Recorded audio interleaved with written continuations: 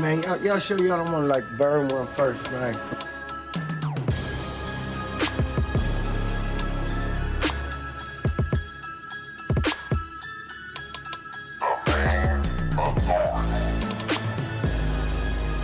Forever, ever. We coming for you.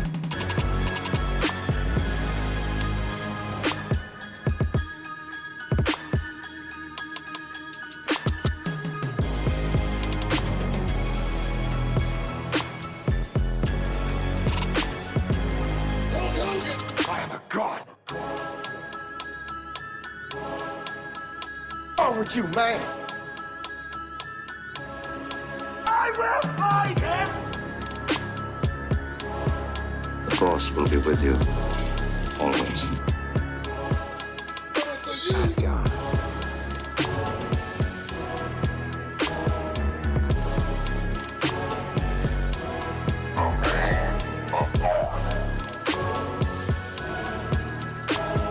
Forever, forever, ever. We coming for you. Yeah. What's good? What's popping? Come on, man. On time is when we get here, and we have arrived. So let's hit it with the sauce. Cause if you ain't got the sauce, then mother, that's your loss, son. You know what it is. It's your boy Freddie Roy with the homie Lavish Blackman, and together we are the main authority +1 because we've got the master in the building. Master Kunch, the homie Kendall. Good. OG, quadruple OG in the main authority. What's popping, man? How's it going, What is dog? going on, bro? How is it going? It's a blessing to be here. It's Oh, a blessing man. to be here, man. Good Beautiful vibes, stuff, vibes. man.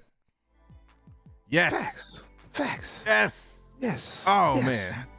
It's always good to have company. We done cleaned up. We got the good dishes out, man. You know. Facts. We are ready to go. Man, how you been this week, man? What's been good, player? Man, the air and the trees. And that's about it, because it's heat. That is not it. It's Heat's so not definitely it. Not it. I thought he was about to say birds and the bees. Nah. Ah. There's trees, birds, and bees. The birds and the bees is trying to take a break. It's too hot. Bruh. It ain't going down. It's heat, man. Woo. It's hot. These triple digits, bruh. I'm inside know, like they it's the playing. bat cave. I'm like, no. No Nah, man. outdoors for me, man. No, man. But you might actually have to get light colored and jump off the top of a building in order to get some of that cool air. You know what I'm Hey, saying, get man? that breeze in. Stay away from the bridges. Ah, Stay away from the Yes. bridges. yes. Stay away from the ground somehow. Man, Right. Don't pull that cord. no. It's like, You ain't ready. I just don't get it, man. It's like, I love the summer, man. I love the heat, you know. Normally, it's, you know, it's pool time and whatnot. But it's so hot, I don't even want food with no swimming pool, bro. Like, I don't, it's Can't do nothing outside. nothing. Nothing. Nothing. Water was probably hot anyway. Right. That's what I'm saying. I'm like, nah, man, I ain't doing that. So it's like, Out there boiling.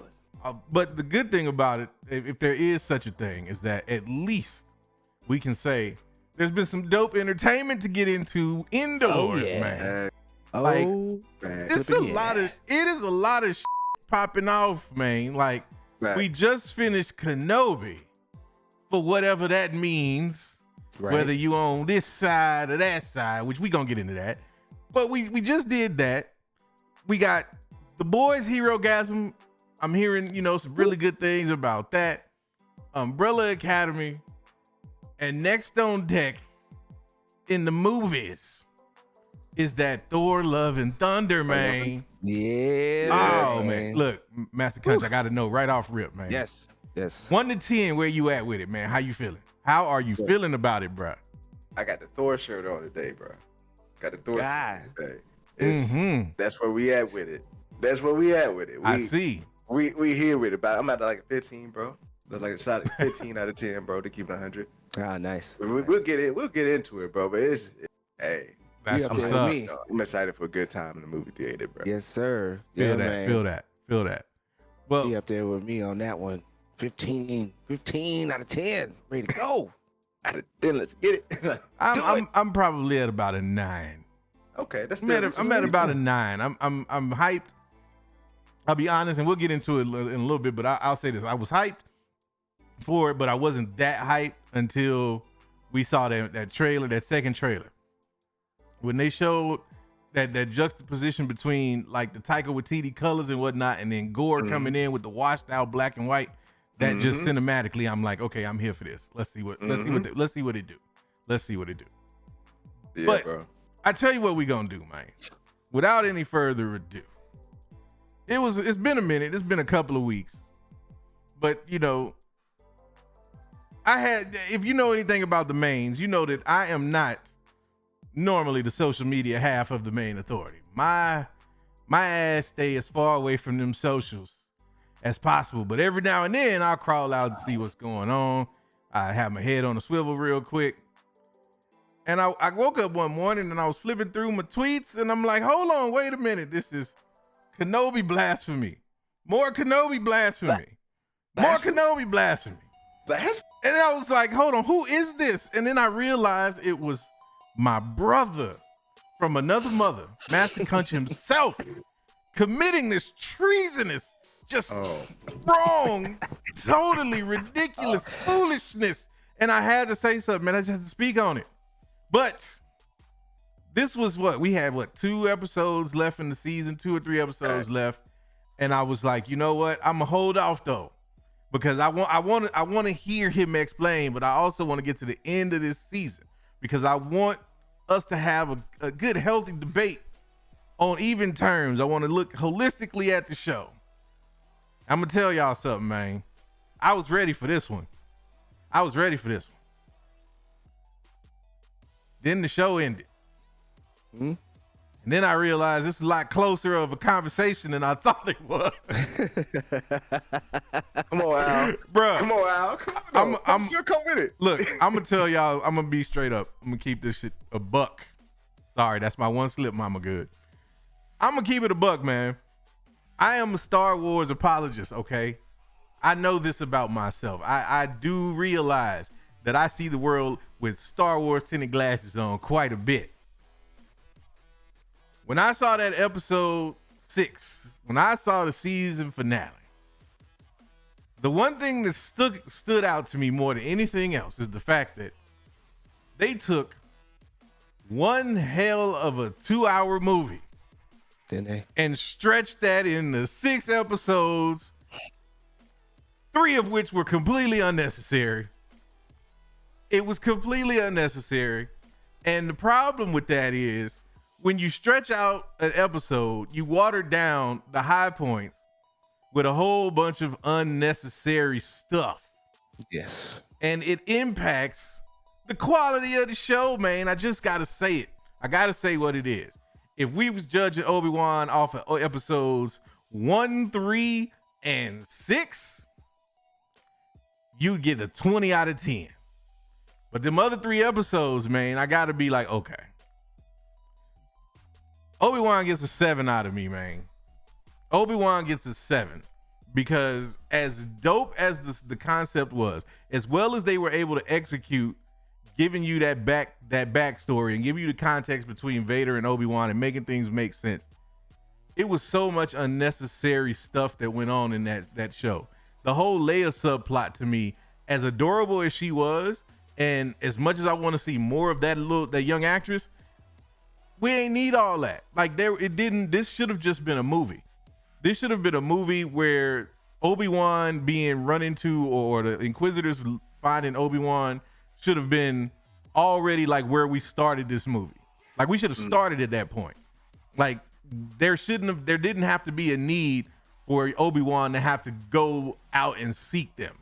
Like you should have just had Vader show up at that moment and let everybody know off rip, Vader is that dude, just like they did in episode 3, and give us that fight and that defeat with a little bit of a recovery in Act 2, and the third act of the movie would have been episode 6. And you'd have been like, damn, why the sequel trilogy couldn't do this? But the pattern that we are seeing, and I'm gonna let Kunch get into it because I still want to hear his justification for some of that blasphemous stuff he was saying. I just trying to know what was blasphemous. Blasphemous. I just want to. But I just have to say this. So I'm not as high on the show as I thought I would be after watching the whole season. So I have to acknowledge that. That's interesting. I do say that the show, I still feel like the show was cool for what it was. I've seen some comments saying it was unnecessary. I beg to differ. I think you can make that argument about any piece of Star Wars content that's like pre-sequel trilogy at this point. It's really not necessary if you look at the overarching plot. Like, we know where we're going. We know where it ends up. So we should be more concerned with what's happening after the fact. But if they want to give us this type of stuff, I'm cool with it as long as they continue to tighten it up in those places. And that's what that's the one thing that I do want to call out is I do see an attempt to kind of tighten these episodes and these seasons up with them kind of learning from their mistakes as they go. It's just some of them mistakes, man, they be glaring. But Kunch, man, the floor is yours. I need you to explain to me, number one, how you felt about Kenobi overall, and two, why does it seem like you just hate Star Wars so much? Got you. But see, it wasn't even hate. Look, it wasn't even hate, bro. But it's interesting though, because like me and you kind of opposite with it, like what the last two episodes did. For me, the last two episodes made me higher on Kenobi.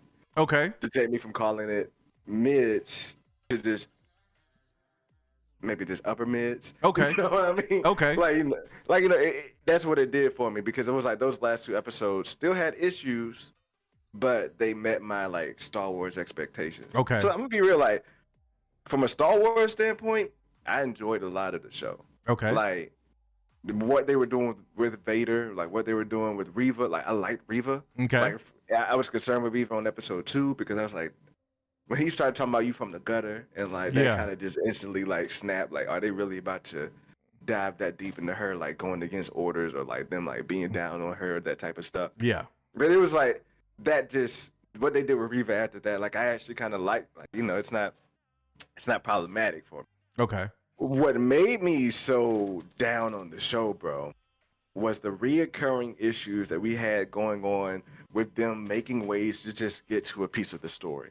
Like you said, like the watered down stuff. Mm-hmm. And when it got to that stuff, added on top of the bad writing, like that was in there. I don't want to say bad writing, but it's like when you try to force things to happen. Oh, hey, gotta 25. acknowledge Mama Good with the 25 on the dresser. 25 on the dresser on the 25th. She said, Man. right here, honey. She said, right here, honey. Right. Boy, look. I sure appreciate every time she go in that coin purse too. Mama Good, you know we love you. Thank you so much. Thank you so much.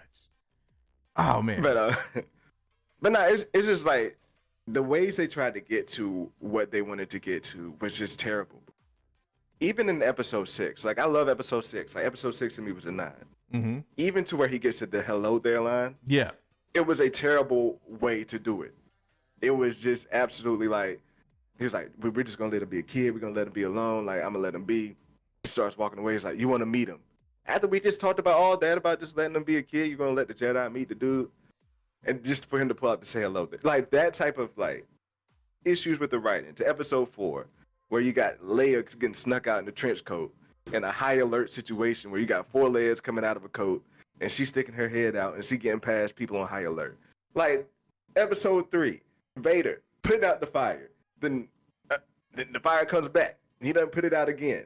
Let him get away. They don't like circle around to try to. They don't go around the dunes to try to get Kenobi. Like those type of like things that just stack up and stack up and stack up on something that wasn't meeting my expectations in episodes 2, 3, and 4 was what was driving those tweets. Now, like I said, Star Wars wise, like I had no issue really with what was going on. But looking at it objectively and like looking at it like as a show wise, like while I'm over here enjoying Stranger Things, while I'm over here enjoying these other shows, as a show, bro, like it just wasn't hitting. And I just feel like, and you know, just call it out for what it is. Like, there's no reason why this shouldn't have just been an out of the park slam dunk. If it needed to be 4 episodes, make it 4 episodes. Like, make the content what it needs to be made. And that's not going to happen if you just like, if there's no objectivity to it. So like that's where the tweets were. Like that's where like the stuff is coming from. Because it's like just like at a certain point, bruh. Like I was at the episode 4 and I was like, bruh, you gotta be kidding me. That's just where I was like, come on, bruh. But then episodes 5 and 6 still had those issues, big issues, but the expectations was like it met the expectations between that fight with Reva and Vader. You know, with that situation, even Reva's backstory, like that hit episode 6, that epic fight, like bro, it was like the old snap moment that I've been waiting for since episode 1. You know what I mean? Episode 1 for me was a high point. The high point of the whole series before episode 5 was Bail Organa being at the end of episode 1 on Tatooine. That's why I was like, that's the last time my jaw dropped after watching that. Till episode 5. Okay. So it's that's just where I was at. But like overall, I'm kind of where you are. I'm at like a 6.5 to a slight 7. But like a 6.5 is where I'm at. And it's funny. Like I said, it's funny because for you it was the opposite. Like the last 2 might have brought it down a little bit. For me, like the last 2 kind of bumped it up from being like this really wanted it to being like, all right, this is kind of cool. Got you. Well, I'm definitely about to clap back. But first, go ahead. I have to ask the homie. I have to defer to the homie first because again, and we say this all the time, but for those who might be new, as the resident swarmy of Star Wars, you know, you getting deeper and deeper into the lore, man. I'm proud of you, bro. Like I can't believe we've come so far. Now, as somebody who said yourself that you were looking forward to this series, now that it is completed, how do you feel, bro? How do you feel? I mean, I feel a little bit of what both of y'all are saying. So it's like, I don't feel like they should have made this the show. I feel like this should have actually came out in the movie like they were planning on doing it, like right before the pandemic. So like, if you remember right before all that happened, they were already announcing on Marvel and Disney that they had like movies and shows coming out. Hawkeye was originally supposed to actually be a movie, right? All that types of stuff, and then all of a sudden you started hearing things were getting postponed indefinitely. And Obi-Wan was one of those shows. Now we know that's because it was creating Disney Plus and blah blah blah blah and everything we have now. So I still say maybe like Andor should have still been a show. Ahsoka could totally still be a show, but Kenobi, because he's already a kind of established character, we have the things that that was going on with Vader, stuff that we already know about. If you had condensed all that to a 2-hour movie, I feel like it would have had more of an epic feel to it.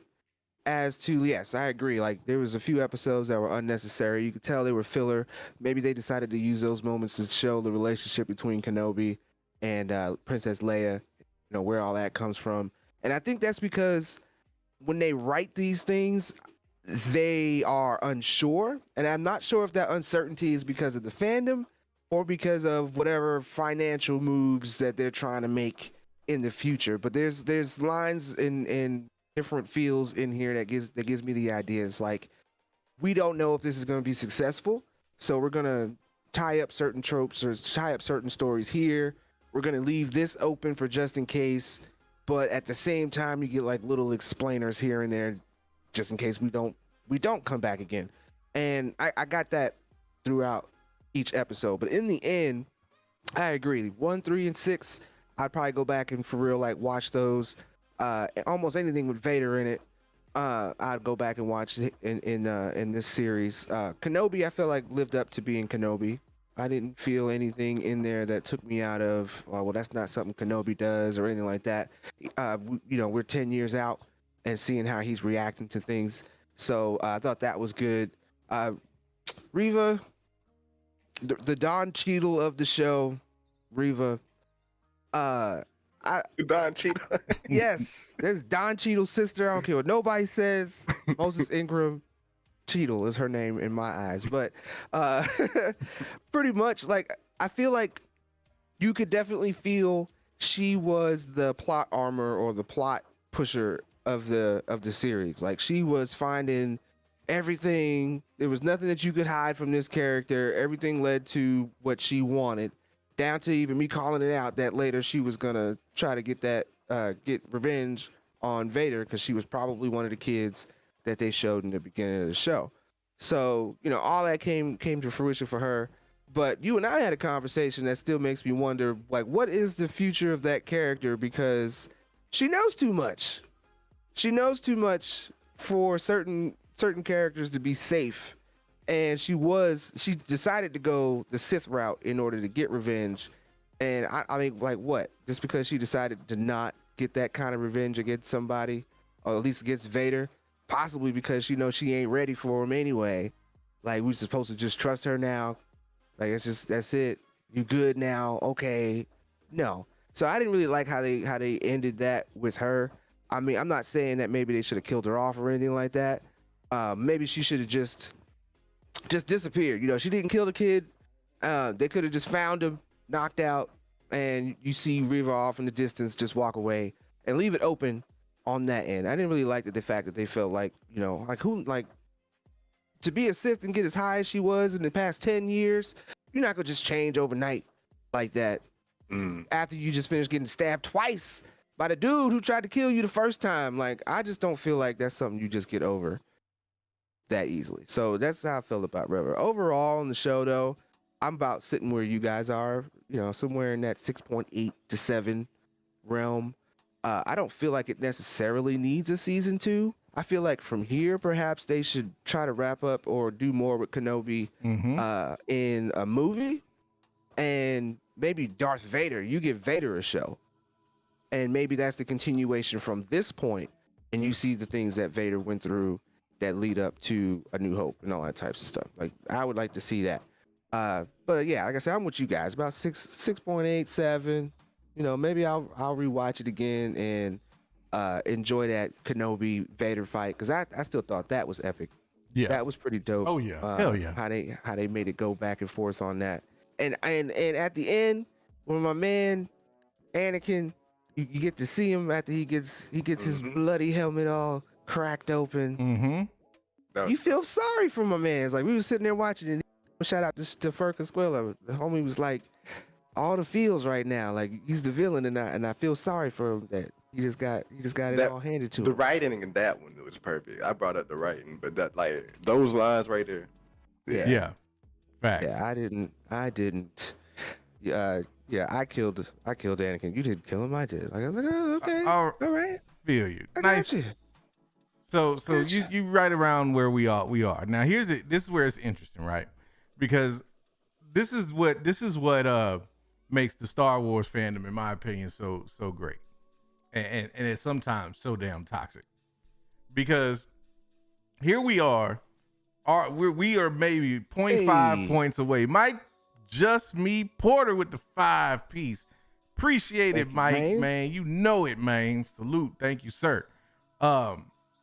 There's about a 0.5 difference between how we overall look at this show, but yet and still, we about to get in some nuances that's gonna make it seem like Kunch and Lavish scored it at a 2, and I'm at a 10 times 10.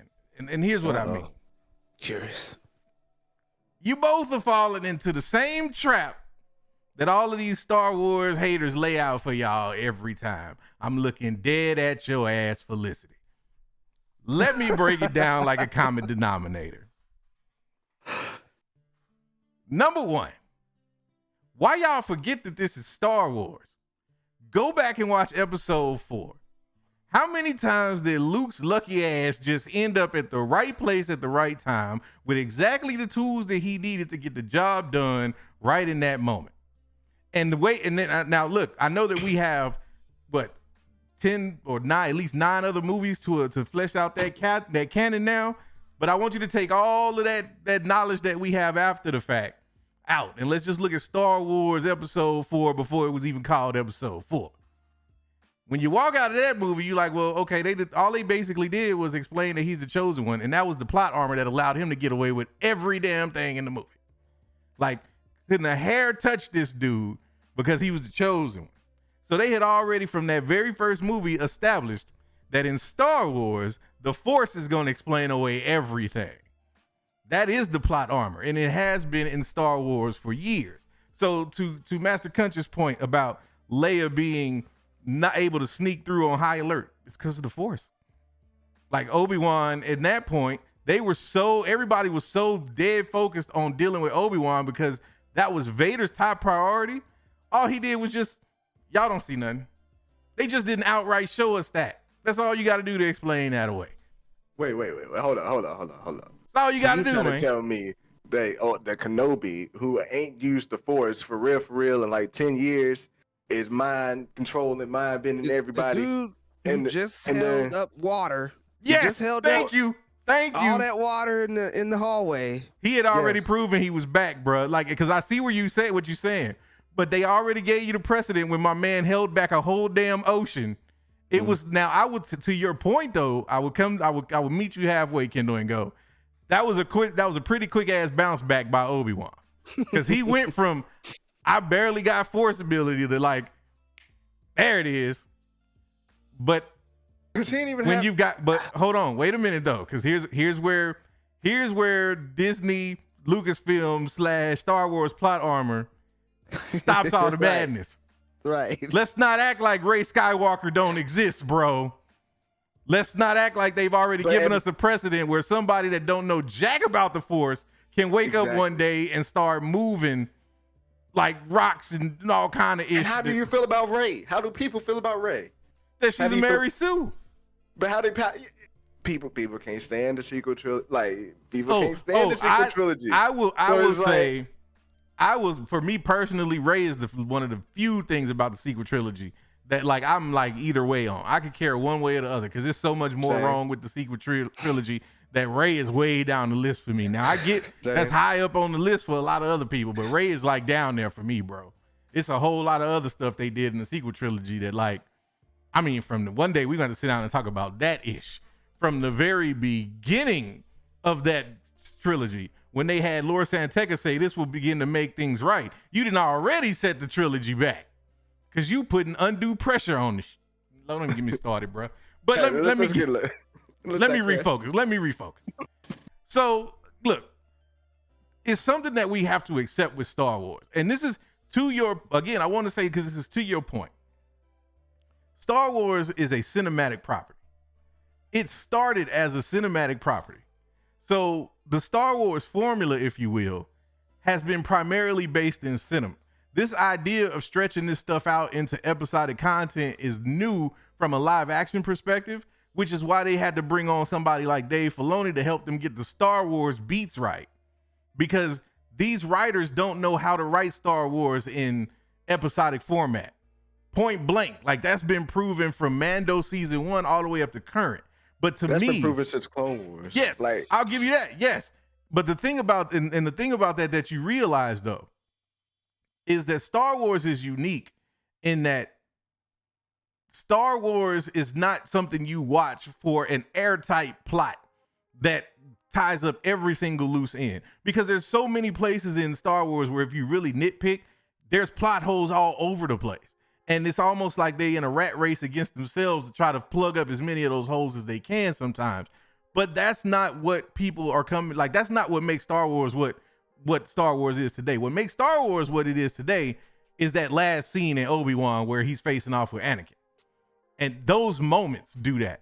And that's what, like, for me, that's why it's like, I'm not saying that what you were saying about the show was wrong. I'm saying, yeah, that's what the focus is on. Because you've been tricked into looking at Star Wars through a lens that don't fit. Star Wars is not The Boys. Star Wars is not Stranger Things, man. Star Wars is space wizards and dudes using some magical ability to do stuff and explain stuff that normally wouldn't make no damn sense in reality at all. And so for me, when I come into it knowing that, I'm like, all right, so yeah, it really don't make no sense that like Obi-Wan would go clean over here to chase this kid, but then at the last minute decide to have somebody else handle that because he want to go over here. And it really don't make no sense that all of them ships would chase Vader when Vader could have just got in his own fighter and went and followed Obi-Wan himself. Why would that type of stuff, bro? Right, but let me explain to you let me explain to you where how Star Wars wiggles out of that. It's the whole conversation that Obi-Wan was having with Anakin in terms of him having to display that he's more powerful. Anakin does that. Vader does that because Vader's flexing. It's the same thing he did in episode 4 when they were chasing after Leia And he brought like the whole starship with him. It's like, that's Vader. Vader is always trying to flex because Vader wants everybody to respect his gangster. So yes, somebody in their right mind, like if that was Tarkin doing that, I would be like, okay, or Thrawn doing something like that, I'd be like, okay, Star Wars is full of, like, this makes no sense plot wise. But because it was Obi-Wan and because it's Vader that's chasing him, that makes it doesn't make it logical, but it makes it believable when you know that the dichotomy between those two. So that's why I'm like, okay. That point is more believable. That's why I'm like, and it's those kind of things where, and that's what makes Star Wars for me different from anything else, is because just like you can sit there and nitpick it, if you step back, there's actual in-canon based explanations. As far-fetched and as much of a stretch as they are, that's Star Wars, bro. Like, that's just been what it's been. That's how they pulled the whole thing with the prequel trilogy. And that's the funny thing to me, and the thing that's ironic is that that's the thing that everybody hated the prequel trilogy about. And now you fast forward 20 years later, and that's the thing that everybody's begging them to go back to, because nobody likes the idea of trying to like evolve the Force into something that is more gray in terms of how you look at it, the way Rian Johnson tried to with The Last Jedi. Nobody was here for that, because nobody wanted to hear, let's give Star Wars a slight dose of reality. No, we want it to be where the villains stay losing and the heroes stay getting a break. Now, I want to hit on the homie Lavis on Reva, and the fact that you said that you didn't mind Reva at all in the end. I hated Reva's character arc in this show. I hated it. I love her character, but her arc was predictable and cheesy as F, because I think Stevie Wonder saw by the end of the first episode that she was going to be that Padawan that was at the training montage at the beginning. Like, we all knew that was going to be the explanation of who she was. That was like it was almost spelled out. I mean, they gave the girl they gave her braids and every damn thing. They made it obvious, bro. After 10 years, so still got the same hair. And so you knew, and this is another one of the pitfalls of Star Wars that they have to figure out a way to navigate going forward. We know what's happening in these stories where they filling in the gaps, right? So we knew that come the end of this, Reva couldn't like accomplish her goal, because that would have thrown off the entire arc of the story in terms of what we know going forward. So we knew that they had to reconcile that one way or another. They should have just had Obi-Wan kill her on Tatooine. She should have just died on Tatooine and call it a wrap right there. Because by letting her survive, now you've got this character who may or may not be aware of Luke Skywalker's significance. And at the very least, she knows that Owen Lars is protecting a child, Force-sensitive child on Tatooine. And you can't tell me that like that information somebody won't find that ish out with her still being around the galaxy for another 10 years. And so this is where I feel like, you know, Disney does make certain mistakes when it comes to Star Wars, is because it's like you introduce Reva because you're trying to find like this interesting subplot to supplement this story between Anakin and Obi-Wan. We ain't even need all that. It's Anakin and Obi-Wan. Like, nobody gave a damn. All we wanted, you could have gave us 2 hours of Obi-Wan running from Vader and Vader chasing his ass. And then finally at the end of the movie, have them show down. Nobody would have cared. It would have been like the most epic thing ever, because that's all Star Wars fans want. Like, at the end of the day, is they want those moments between those iconic characters that everybody fell in love with. We don't care how you get there. In most cases. But when you start trying to make it intricate like they did in this story, and you start trying to introduce the idea of, oh, well, now they're kidnapping senators' kids and whatnot. So now Leia, you got to try to find a way to explain how Leia and Obi-Wan reconcile, you know, that exchange in episode 4, because it was like she didn't know him. They did a good job of explaining it, but you never should have opened that box in the first place, in my opinion. Right. Because you create those opportunities for you to make mistakes that, again, the Star Wars detractors would like, they throw under a microscope and be like, you see what we talking about? This is why Kathleen Kennedy got to go. They not wrong, but it's like, I'm gonna just say that's, for me, like, I feel like it's missing, like what you're saying to me is like kind of missing where I'm at with it, because it's like, I hear you on those, like I hear you for a bit of it, except for the Reva stuff. Like, I think Reva, if you look at it from a lens perspective, you could say Reva is like what Omega was, the Bad Batch. She's a character that's being introduced in a story that's supposed to be bigger than what she is. But she pulled up and like, to be real, I can hear that, but I think at the same time, I think it would be dope to see Reva interact with Ahsoka. Like to see those type of things go down. Like to think beyond like now how Reva can interact in this universe to like where she is. I don't have an issue with her not spilling the beans because that just might enact to a character arc that she's on. Like she threw down the saber. I wouldn't mind if she comes back like on some like Ahsoka status type stuff. Like I'm no Jedi, I'm no Force. I'm just somebody who uses like the Force type shit. Has no dog in the fight, but she moves out. Maybe even pops up in the Mandoverse. In the Mandoverse is where I really want to just kind of attack your argument, bro. Because for real, we've been shown that we can get Star Wars in a show form on like high caliber level. Mandalorian season 1, season 2, you don't hear a peep from nobody hating, no detractors. You might have like a little bit of hate there, but for real, it's not taking over. Everybody's talking about the content. Everybody's talking about the stuff that's coming out. That's the Mandalorian. That's what they put together. Book of Boba. Come on. Book of Mids. You know what I mean? Like I was about to say. I'm 1.5. See, I was about to get you because you said ain't nobody complaining about Mando, and I was about to present Exhibit A, Mando season 2.5, aka the Book of Boba Fett, bro. You can't say that. You can't say that. Like I don't consider that at all because it's just not the same feel. It's not the same. It's not the same show. This man, Boba, Boba, and what did T-Rav say? What did he say? He said we need to get T-Rav with the five. I need to cut. Yes, and put the sauce on it. Custom sauce box. Oh man, look that comment was so real, man. Cut the lights off. He used the sauce to cut the lights off on him, boy. He said, you know what? Nah, we done here. Right, we don't use the force. We use the sauce. Yeah, that is like they could have done this show with like a full show, like being just at a caliber level as Mandalorian. Like, why can't we get that? Why I'll can't tell you deliver? Why. So I'll tell you exactly the difference. I'll tell you what the difference is. Because Mando played it smart. Mando took an era that we were familiar with and introduced all new characters, that were completely separate from the overall Skywalker storyline. And so they were able to branch that out, and now they're connecting it to the greater universe. But they're doing so in a way where they don't have to be concerned with future canon or tying it into the originals or anything like that.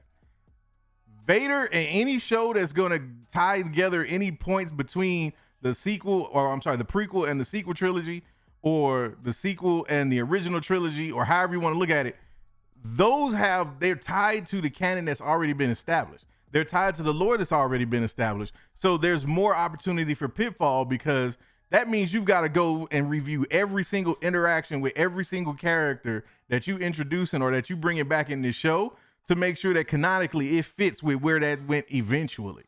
And so that's the problem with Obi-Wan. Now, I'll say this. It's not that makes the show unnecessary. What it does is it sets the standard that, okay, if this is where you gonna go, then you better make sure you got answers for this, and this. And in my opinion, I feel like Obi-Wan had those answers. It's just the way that they decided to get us to those answers was highly unnecessary, because you didn't have to go through all of those hoops to get that Vader and Obi-Wan dynamic. We didn't have to do, the whole Leia subplot, like the Grand Inquisitor subplot. Like, I get that they play a role because they're hunting Jedi, so that makes sense. But they could have, like, it's not that I don't like Reva's character. I love her character and I want to see more of her. I just feel like when you make her an integral part of the Obi-Wan Vader situation, now it's like, okay, so then where has she been this whole time? And why didn't she pop back up during the original trilogy if she was still alive? Now, can they explain that maybe she was off-world or she went and dealt with a whole different situation, or was like in a whole... Yes, they can, and that would make the canon make sense at that point. But again, I'm judging it based off of where we are right now today and what we know or don't know. And we don't know jack about Reva after this, because that's still to be determined. And that's like, based on that, if we never get another Star Wars property with Reva again, then basically all we know is this chick who knew that Luke was with Owen on Tatooine is like running around somewhere in the galaxy and could potentially be around when the events of the original trilogy happen and be hearing about this, because Star Wars Galaxy is big, but it ain't like when you talking about a galactic war going on and you know, the rebels is trying to amass all the help that they can get. You trying to tell me she ain't hear nothing about that? To me, it's like it would have been a worse decision to have Kenobi kill her. Like, if you ask me, she should have died when Vader stabbed her. Like, what kind of flat plutonium heart does she have? She got stabbed but in the again, chest that's that Star Wars though, bro. They cut Maul in half, bro, and dropped him down and shoot. Right. Palpatine got blown up in a nuclear explosion and somehow survived. Now, look, the thing is, we not in the times of the we're not in the times of the OG trilogy. We're not in the times of, man, this stuff just looks so cool, it's so groundbreaking that we can overlook this. Like, we're not in that time right now. So why can't you just evolve as a like, why can't you just evolve and move stuff forward and produce top-notch content while going, like, why is that just so hard? Like, because I mean, like I said, the Mandalorian, bro, and I get it, it's new characters, but you're still doing like a Star Wars story. Like, it's still Star Wars storytelling, and that's like, you know, me, Mandalorian made me a fan. Mandalorian made me go and watch all the Star Wars just so I feel like I can completely enjoy Mandalorian. Right. That's where I like. See, why can't you do that? Why can't you do Mandalorian with that? Because they brought in people with, like, bro, they brought in people with Moses Ingram and what would happen with them. Believe it or not, like, a lot of black women watch this show thinking like, damn, she's killing it. Yeah. Like, that's like a lot of vibes there. But it's like, why can't you bring them in with the vibe that you get from Mandalorian rather than coming in with all of this, like, because stuff. So my thing is, we have to remember though, just like we think, like we watch Mando, we have Mando, we hold Mando in high regard. My pops is a Star Wars nut like me, but ain't watched a single episode of Mando. He has zero interest in it. Now, he's watched the prequels, he's watched the sequel trilogy, but he's just not into any of the other serialized content. And that's the thing that we have to remember, is that as much as we get into it about these shows like Mando, shows like Obi-Wan, it's a demographic or a percentage of Star Wars fans that don't even fool with that. Mm-hmm. And so we have to remember that, like, there's still that demographic of people that don't rock with any of this ancillary stuff. That's how big the Star Wars fan base is. Now, for those of us who do rock with it, and I'm not saying, and I know this is like what it sounds like, but let me be clear. I'm not saying that Star Wars is above criticism or that everything that you want to criticize them could be explained away with the Force. No, absolutely not. What I'm saying is, you can't hold Star Wars to this, or you shouldn't. I won't say you can't, but you shouldn't hold Star Wars to the same level of standard that you would a Stranger Things or something like that, where they have a clear slate ahead of them. They can do whatever the hell they want to. So Star Wars got Star Wars privilege. Yes, absolutely.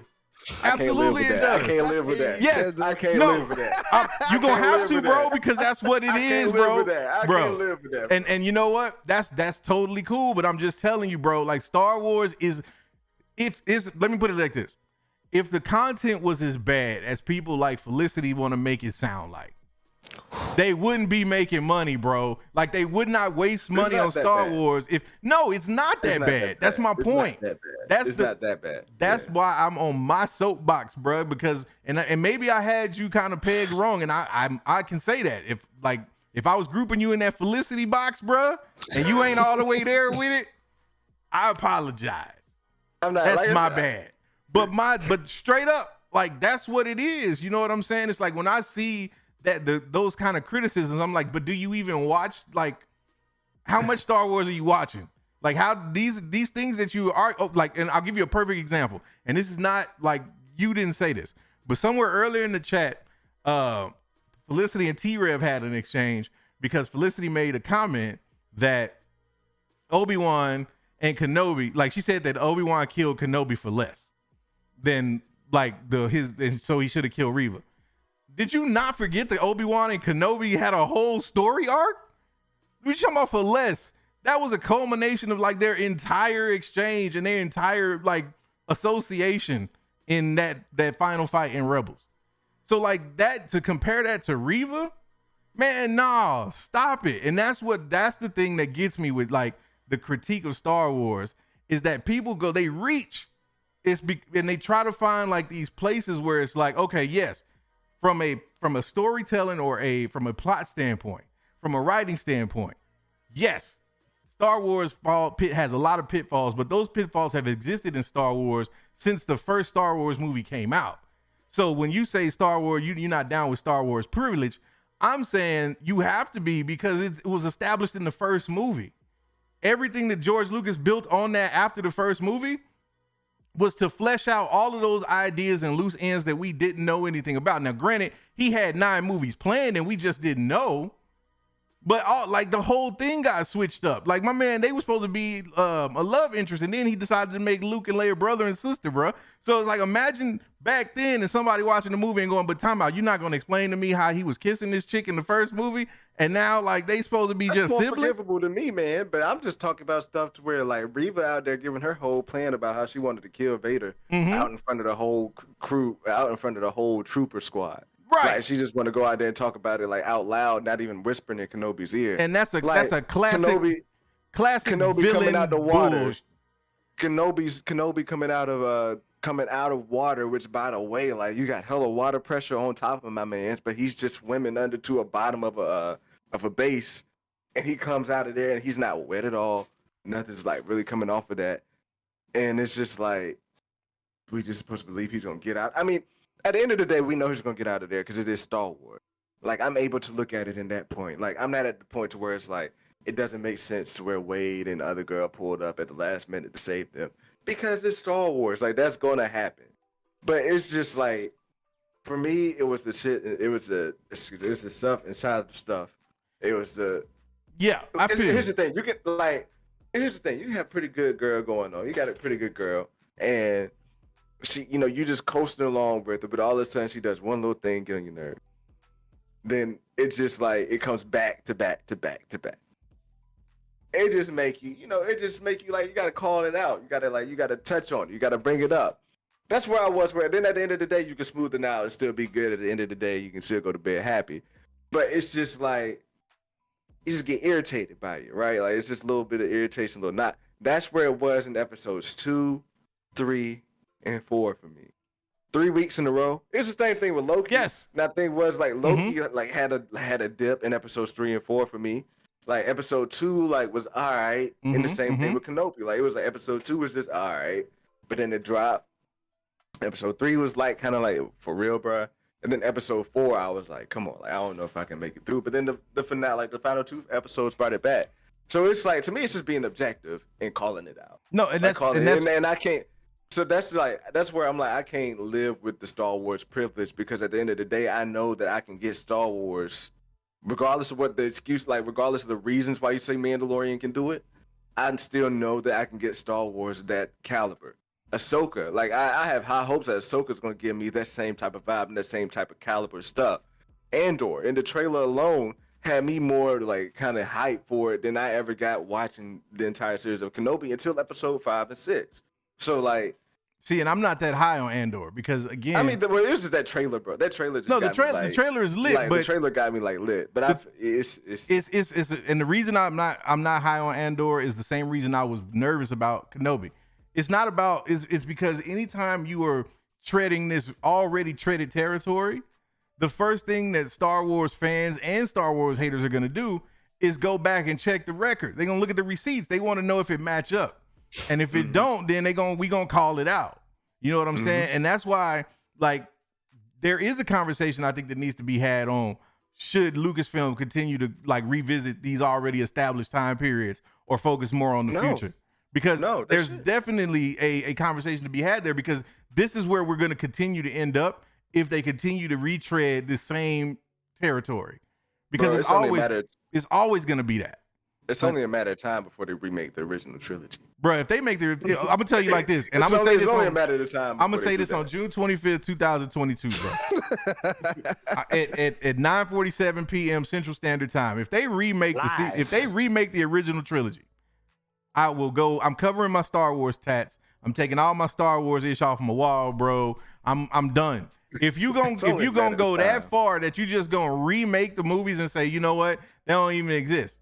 Like, don't even worry about them first three for real, bro. I'm done. I'm done at that point because that's like, you know what? Now you have full on commercialized beyond like any type of hope. Felicity beat me to it though. When George dies, I think all bets are off.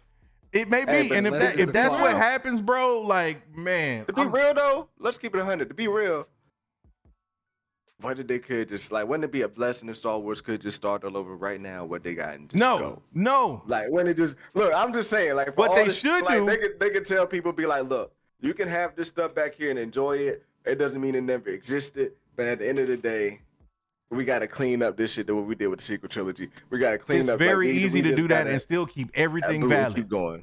It's very easy to still keep all. Yeah, I'm not saying just throw it out the window. You can do something like that through the world, like what? It's got to. No, I don't even want to do the world between worlds ish. Just the next movie, the next Star Wars movie you do, make it 100 years after Rise of Skywalker. Yep. I don't want the only person that should still be around is maybe Grogu. That's it. Let everybody else be gone and be done with it, because that's where we need. If you want to take Star Wars in new and interesting directions without being chained to the past, that's how you do it. You can start with the Force, the light side and the dark side, and go wherever you want to with that ish. And you can still, you know, for the people who still love that or OG era, let's call it, of Star Wars, they can go back and watch all of that ish on Disney Plus. You know what I'm saying? I would love for them to just go into like 100, 200 years into the future, because that's what I was hoping for with the sequel trilogy, was that we were going to finally put a cap on the Skywalker saga and move forward, because I feel like Star Wars has been in a box this big for 40 years because you couldn't go past the Skywalkers because that's all anybody knew.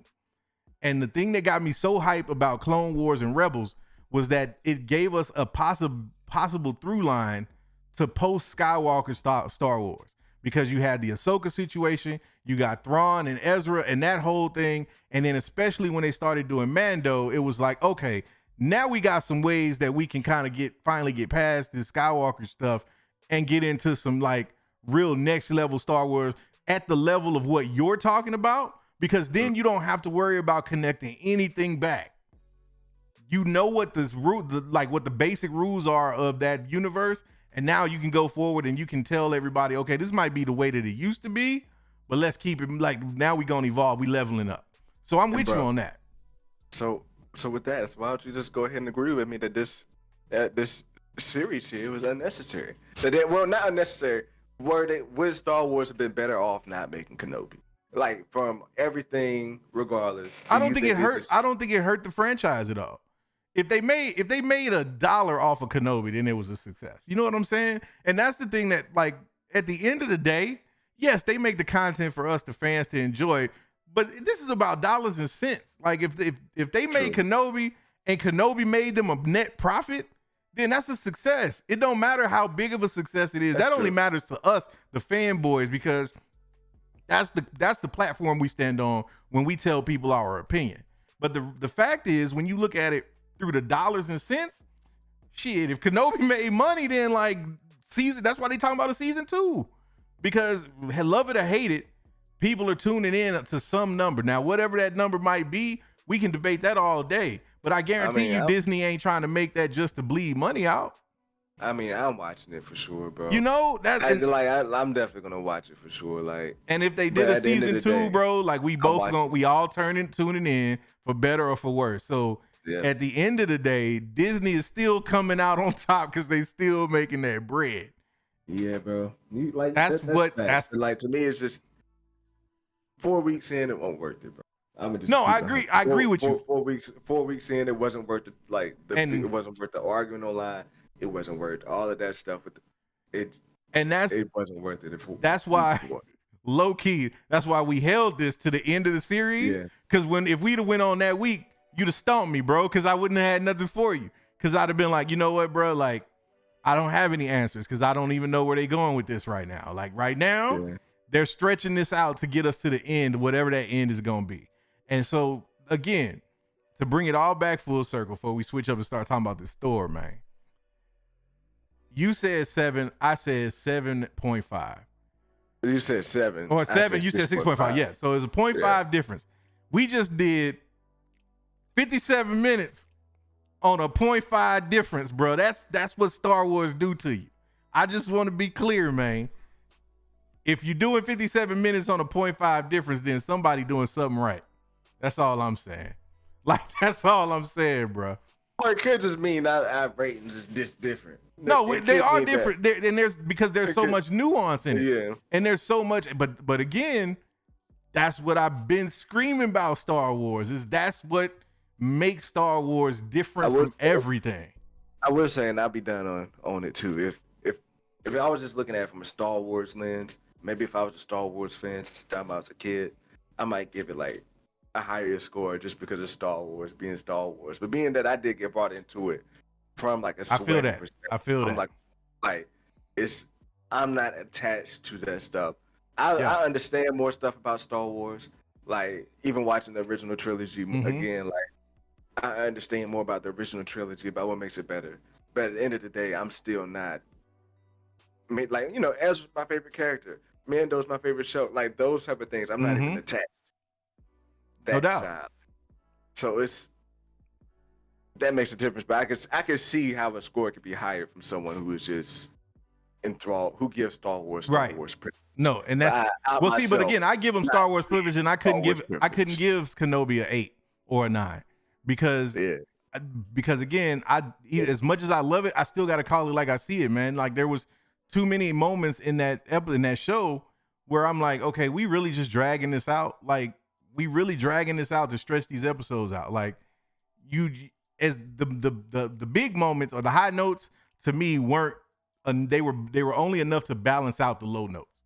It didn't eclipse it the way like you could say about a Mando season 2, where there were some episodes that might not have been that dope, but because of what we did get on the high end, you don't even care about like them few episodes that didn't work out.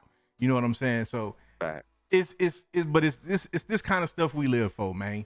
It's this kind of stuff that makes it worth talking about.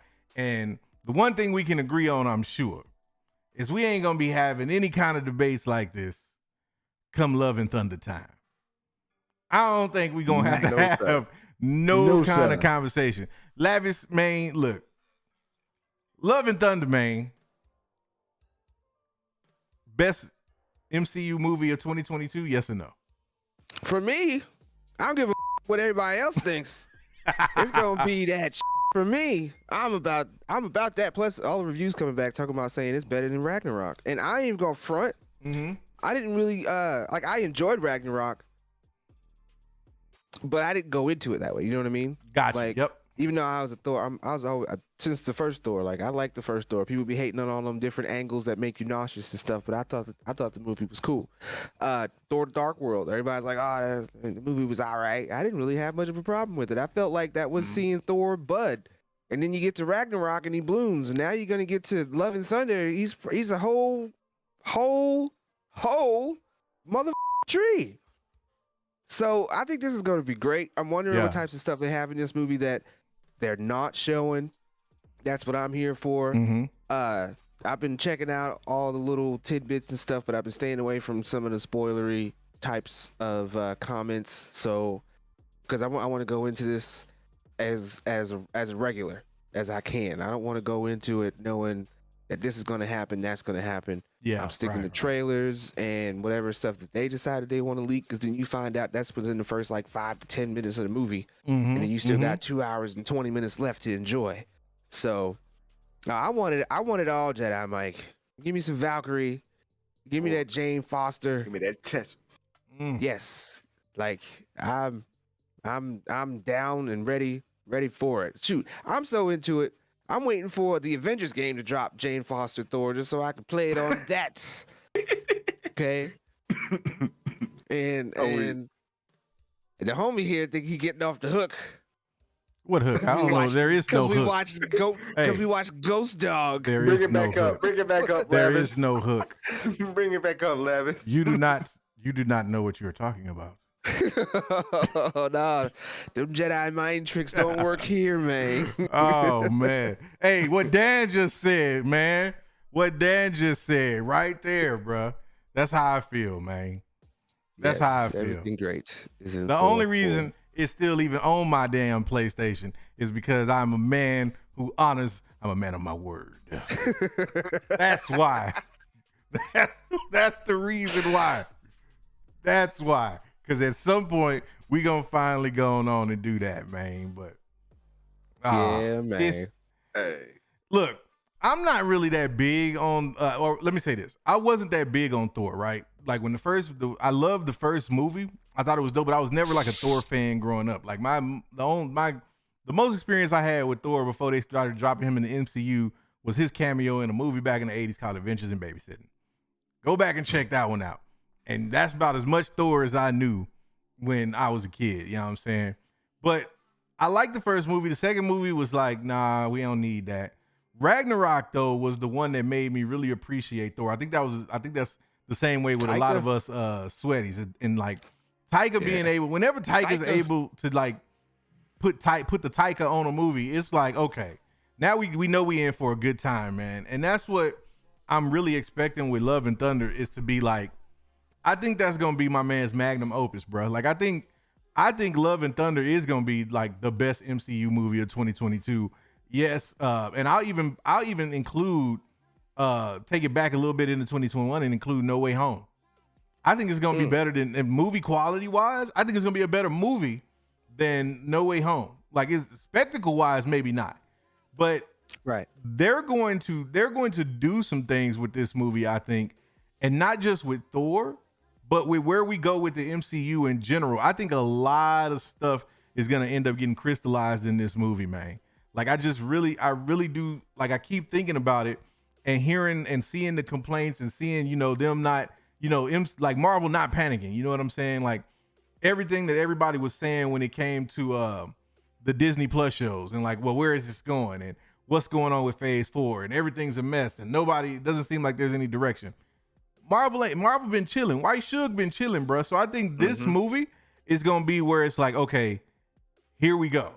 Now it's gonna be like, now you get to see what we doing, and I think they're gonna turn it up to 10 from just the movie spectacle point of view. But I think also the actual story and the writing is gonna blow people away, man. So I'm like, I don't know about you, Kunch, man, but I'm calling top 5.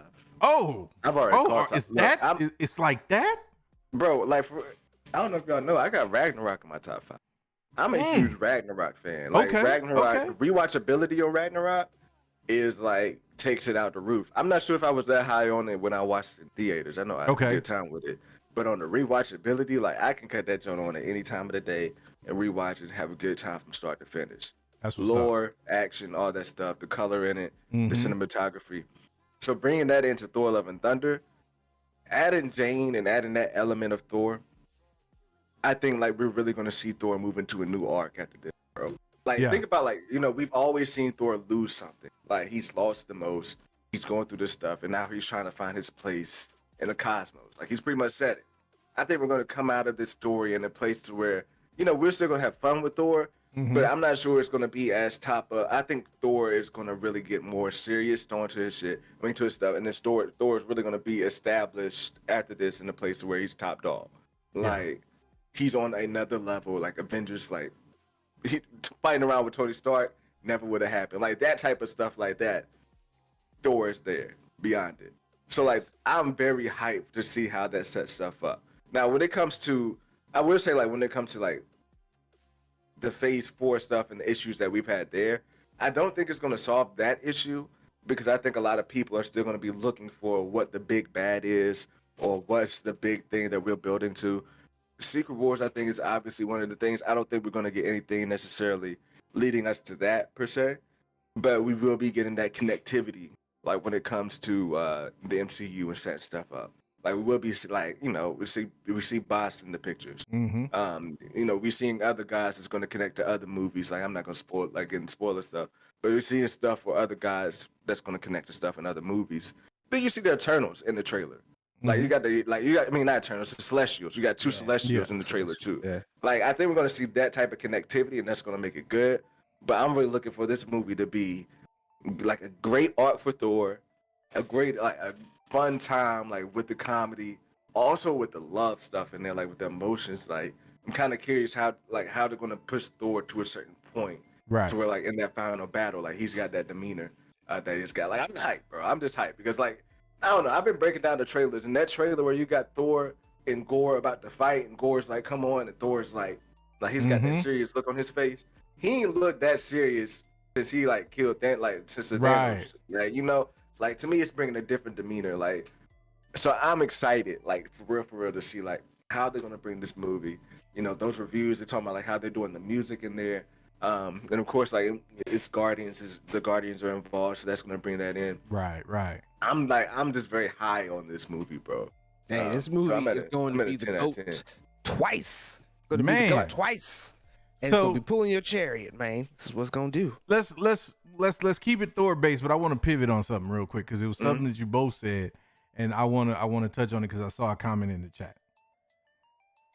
Do we fall into a hype trap at all with these movies these days? Like, does anybody feel like, we overrate things way too much these days, like just because it's that new news, so we automatically say it's gonna be, oh, this is top 5 or this is gonna be GOAT or whatever the case may be. How do you feel when you see those kind of comments or when you hear that? Fire back at it to say like I've learned to temper my expectations. So like I'll be one to say if I want to get hyped for this movie, like at one point I was expecting Gore to kill a lot of gods. Like I was expecting Gore to kill Zeus. I was like, man, he should kill Bass. Like that connect to Black Panther. But then like I take a step back and be like, you know what? Like Black Panther coming out 2 months later, 3 months later, the MCU's never really connected that quick on movies. Like if something happens in this movie, unless it's going into an Avengers movie, like they never really like connected those type of different franchises like that. So like for me, it's like, nah, you just don't know me, fam. Because like I done tempered my expectations for my like wildest theory type of stuff coming in, to where it's like, at the end of the day, I can still have my expectations, still hope for something to be great, and if it's not as good, I can still be hype on it. Like it's not gonna take me down. Like, it's not gonna like ruin it. So I mean, do we get hype on stuff? I don't think any normies are out here saying it's gonna be a top 5 thing like that. It's just I'm using my experience based on Ragnarok. I'm using my experience based on what I've seen in the trailer and what's there in the story plot, like what Thor's been bringing. And those things alone got my expectations where they at. So, got you. Nice. It is where it is. Well, for me to answer that question, I'm just simply going to say it this way. I absolutely give no f***s what everybody thinks about whatever they feel, what they like. If you like it, you like it. That's awesome. And it is for you. What I like. If I feel like Thor is going to be 15 out of 20, that's great. If I think it's going to be 25 out of 20, that's even better. I think we get into a point where we get disappointed and or angry at people because they don't decide to either come over to what we think or they have an opinion on something that's different than ours.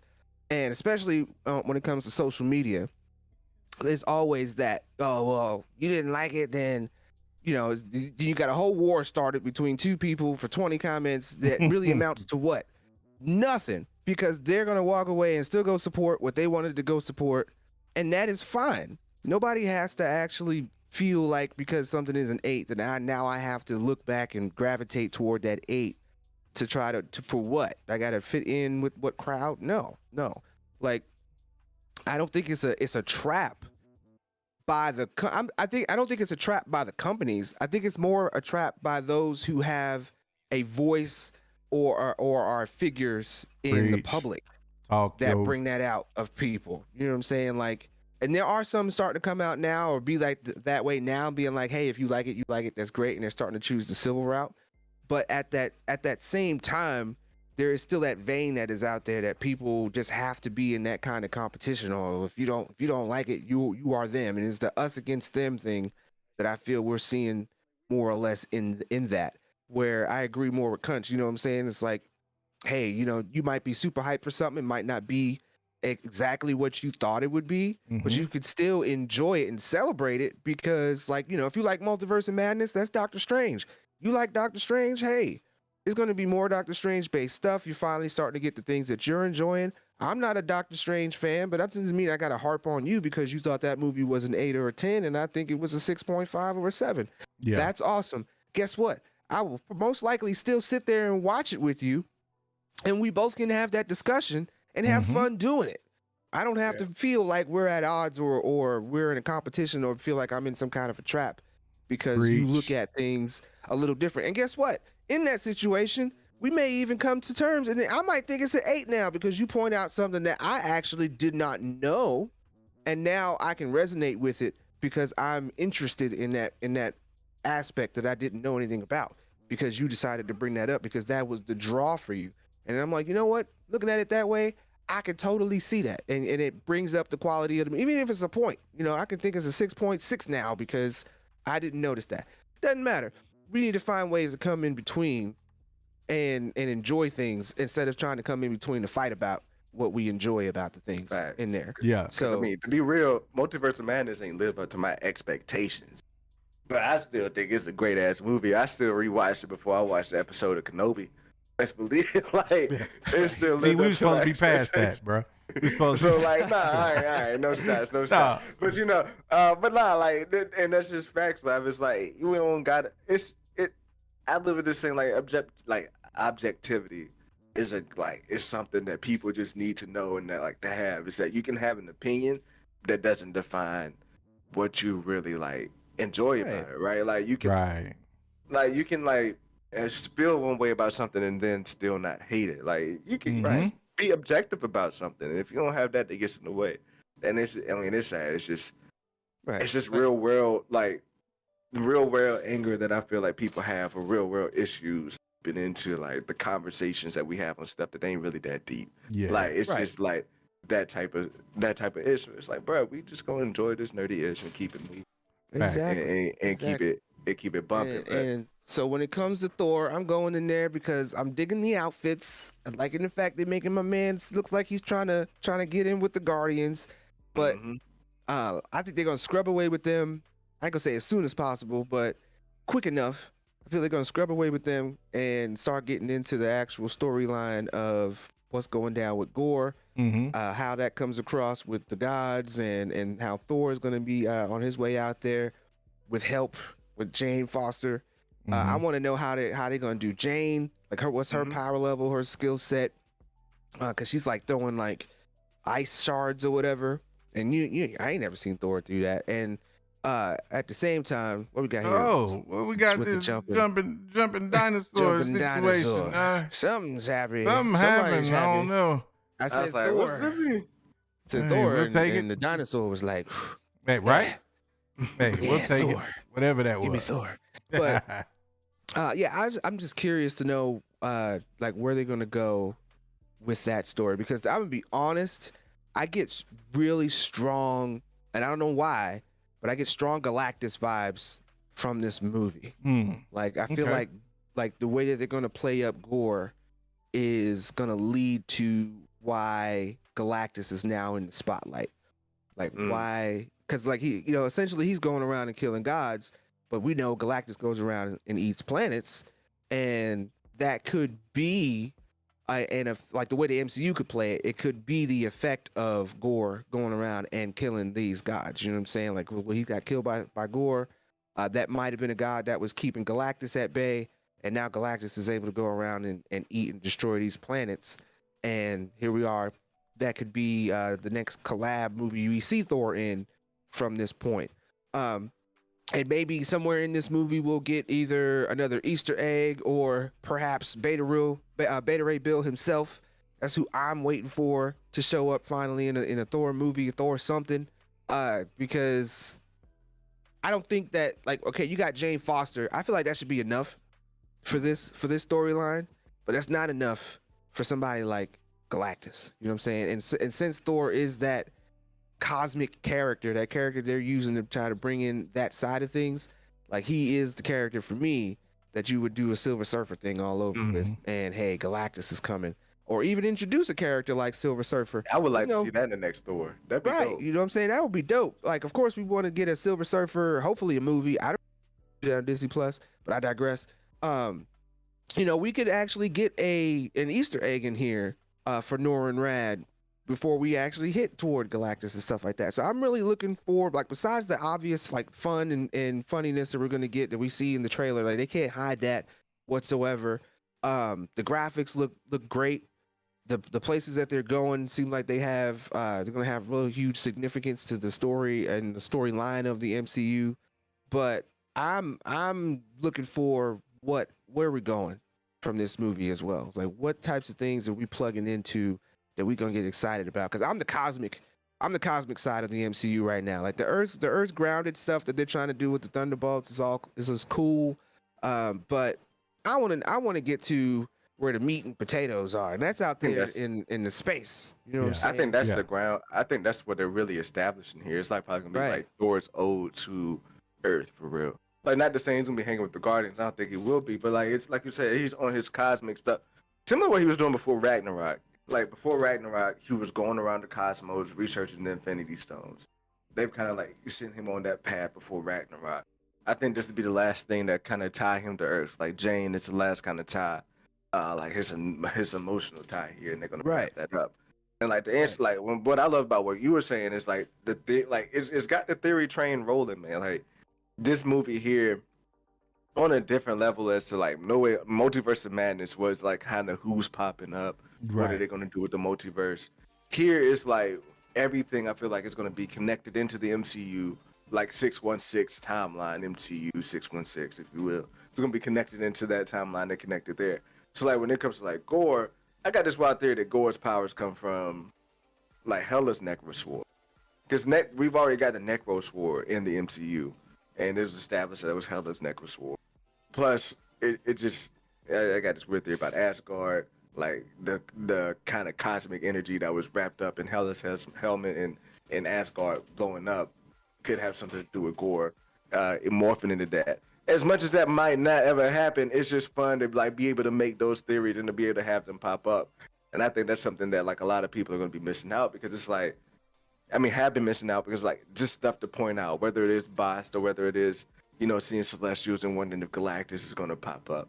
Like that's like the dope stuff. So even though it's like, I don't think it's necessarily going to answer the Phase 4 questions of like, what's the next big thing, what's going on here. I don't think it's going to answer that. It's just fun to see like the connectivity and some lore building. Like we got shots of like a Watcher in the background, and I forgot the other person I was in. It was a Watcher, and Mistress Death was like in the background of one of the trailer shots. Like what the hell was in that hall with her in that hall scene? Yeah. Like that's gonna be dope stuff to have and pull up like lore building type of stuff. Yeah, so, like I'm here for that, and I'm really hoping that I would like to see something go down with Bast or something like. But I'm just looking forward to Black Panther to see how they'll handle that. But we'll see. I'm just hyped for what's gonna come out of there, and the theory train is gonna be rolling. Yeah, man. Most definitely. I'm going day one. Feel that. 3:30 Thursday. I'm in that jump. Yeah, man, I got doctor's appointment, job. There you go. There you go. Yeah, I'm definitely gonna go peep that like day one. I want to go back real quick though and give my little 2 cents on the whole like overhyping stuff real quick, because I think there's two different lenses to look at it through. Like, number one, I do agree that we overhype a lot of stuff these days. I don't think but I think that's a product of like where we are in society, where like these companies and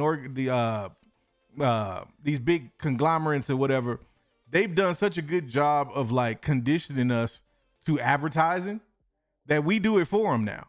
Like we are an extension of every like IP's marketing department, because we get on and like and it extends, even to like from a person to person or group to group standpoint. But we go out and we plug and we hype these movies before they come out. It's like, hey, are you going to go see Thor? Hey, bro, I'm going to go see that like day of, bro. That movie's going to be lit. It's going to be this, yada, yada, whoop-de-whoop. And that's where, like, because of that just natural excitement, we automatically, I compare it to like every season when your favorite like sport starts over. At the beginning of every season, you like, this going to be the year. Like we gonna get the chip this year. and you got that like those expectations. Then midway through, you like, I don't know. And if you're a Cowboys fan, or unless you're a Cowboys fan, we go in every year. If you smart, like, I'm not getting my hopes up yet. I'm gonna wait to the finished product, and then we gonna see where we at. But like that's where we are with movies now. It's just like every time something new come out, we want it to be the latest and greatest. And so it's like that's the one lens. But the other way where I feel like we get a little too hyped with it is because we want to be on, like, it's kind of like that thing that Lapis was talking about in terms of being a part of that group, that in group, the people that was up on it when it first jumped off. It's like we subconsciously sometimes is like, oh, I don't want to be the one that missed out. Like, I don't want to be the one that was like, oh, now I'm just catching up learning about this. You want to be like, nah, I knew it was going to be dope because so-and-so and so-and-so. And so you start plugging it before you even, and it's like, you're not even doing it from your own natural excitement. You doing it now because you just want to make sure you got it out there just in case. Because I think, and I don't think it's none of us on this panel, but I think it's some content creators out there that'll double down on something and tell you it's going to be great because it's a lot easier for them to explain to you why it wasn't, or as opposed to why they weren't up on it from the beginning. Like, and that's the game that we play in this content thing, is it's like you play this double dutch of, oh, when is this movie dropping? What's popping right now? Like, now I got to get out. What do I want the message to be? Where do I think this is going to go? Like, as opposed to, how do I really feel about this joint?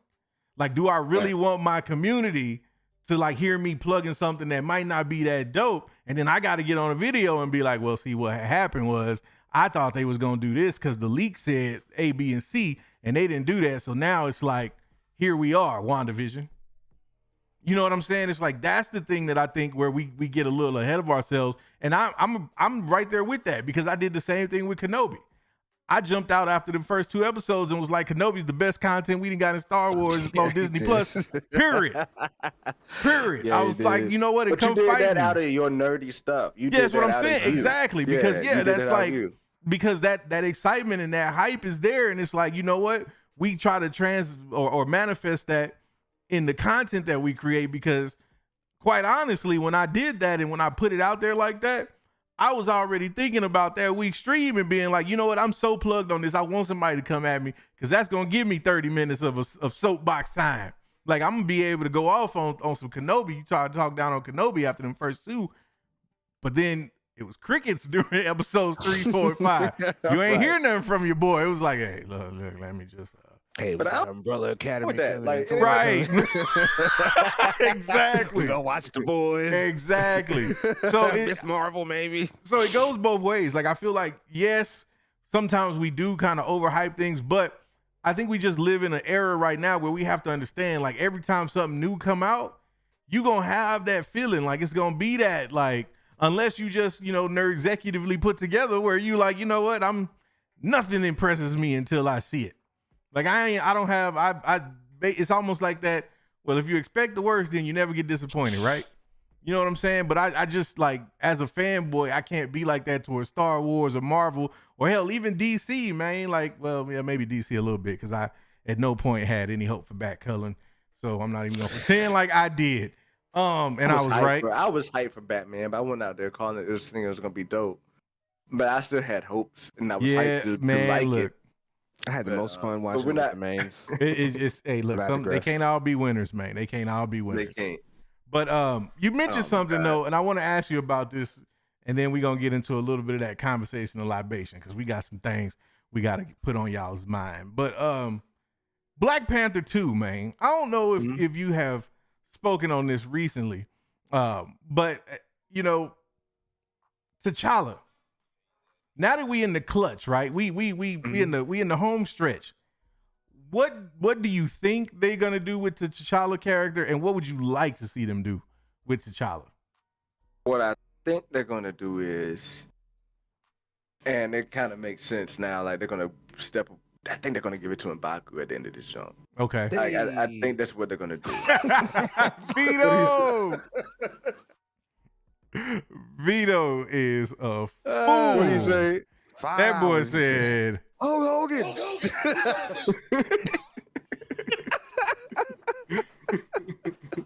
That's what he said, man. That is hilarious.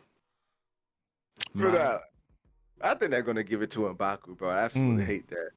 I absolutely hate it. But like I will say, like I am like, I don't know about y'all. Y'all recast T'Challa, right? Like y'all team recast T'Challa or not? Like, well, I'm team recast T'Challa, but I'm not like to the extreme of do it in this movie. I'm not like to the extreme like we need to see. Cause one, like I feel like it's unrealistic and pretty much like I think it is disrespectful to the cast to be like y'all need to suck it up and have a different actor come on here and play this role.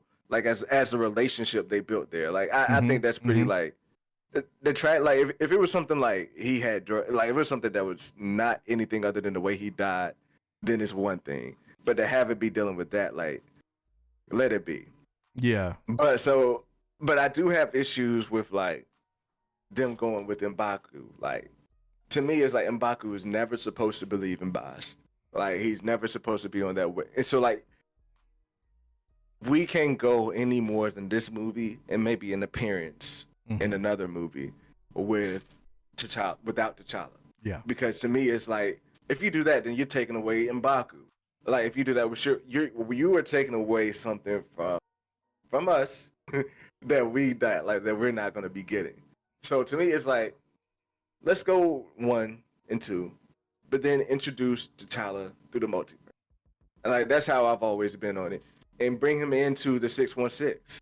Like that's it. Like find a way to incursions. Like I've kind of got a whole theory that I'm working on. But like there's ways that you can do a multiversal. I think you can do a multiversal Fantastic Four. Put that movie out there and have incursions happen. Pay homage to the incursions in Secret Wars, to where T'Challa is the one who discovers them and he goes to the Fantastic Four and they investigate it. That way we're attaching to a different T'Challa that's not attached to the 616 and that's completely different from what Chadwick Boseman did. And then we can get them to study the incursions, somehow come over to our world after their world is destroyed in the incursions, and that way we understand that T'Challa has still touches to go back to his Wakanda. His character can still somewhat be intact. He can be the protector of our Wakanda and let Shuri, in my perfect way, Shuri will be a Black Panther as well until you reset this whole universe. Got you. With the end of Secret War. That's me. Is that gonna happen? Probably hell nah. But but like we can't go anything more than at the end of the day, anything more than a Black Panther 2 and an appearance in another Avengers movie. I can't imagine like a storyline without T'Challa. That's just where I'm at. Feel that. Gotcha. Feel that. What about you, homie? I know we didn't I'm been more back or and less- forth on this, so I'm trying to see where you settle at now. I'm more or less like I'm with the homie there. Like we have multiverse, just bring it into that way. I mean, it's still a recast, no matter how you slice it. It's still a recast. But even it's the same question. It's still with Thunderbolt Ross. It's like, do you let him die? Let William Hurt die with the character, or do you find a way to bring in another actor to play this essentially essential? They're essential characters. You know what I'm saying? Like, we can't continue. I mean, we can continue, I guess, having the Black Panther without there being a T'Challa, but at the same time, you can't because, when you have the Illuminati and there's things going on with Namor, like there's just interactions that are had, especially for those diehard comic fans, that you just can't have without having that central character. So, when it comes to like recasting and whatever, just bring him in through the multiverse. Right. That's pretty much what it is. And I miss me with that. William Hurt wasn't a cultural icon. It does not matter because people wanted to attach to that because it was Black Panther. People are more attached to Black Panther and the fact that the way that Chadwick Boseman helmed that. It's still the same thing. The fact that we're going to get a new character in a whole broader universe that was played by people over the course of a whole time is the same thing. Like, it's going to be weird seeing a different Thunderbolt Ross, period. It's going to be weird if they have to redo Captain America, Tony Stark. Like, it's weird seeing a new person step into something that is iconic now because it's made by the MCU. You know what I'm saying? So, I don't see it no different. It'd be different if like Black Panther was destroyed and now Black people have nothing in the MCU because now we can't make another Black Panther movie, but that's not possible. We're gonna make another Black Panther movie, and it's still gonna be the same spectacle that it was before we even got. Nobody was hype on Chadwick Boseman before MCU. Don't get me wrong; he's been in movies. Oh, hold on. You can't talk about James Brown, Thurgood Marshall, Jackie Robinson. That's my point. How many people turned out to go see Black Panther, though? But because, no offense, Chadwick Boseman passed away doing Black Panther, now everybody's also hung up on it. But they're not hung up on it because of Chadwick Boseman in real life. They're really hung up on it because he played a good T'Challa.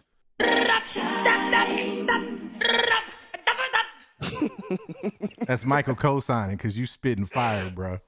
You spitting fire. Yeah, man. But nobody's out there because of Chadwick. I'm sorry. Like, he was a great man and all that great stuff, but missed me with that.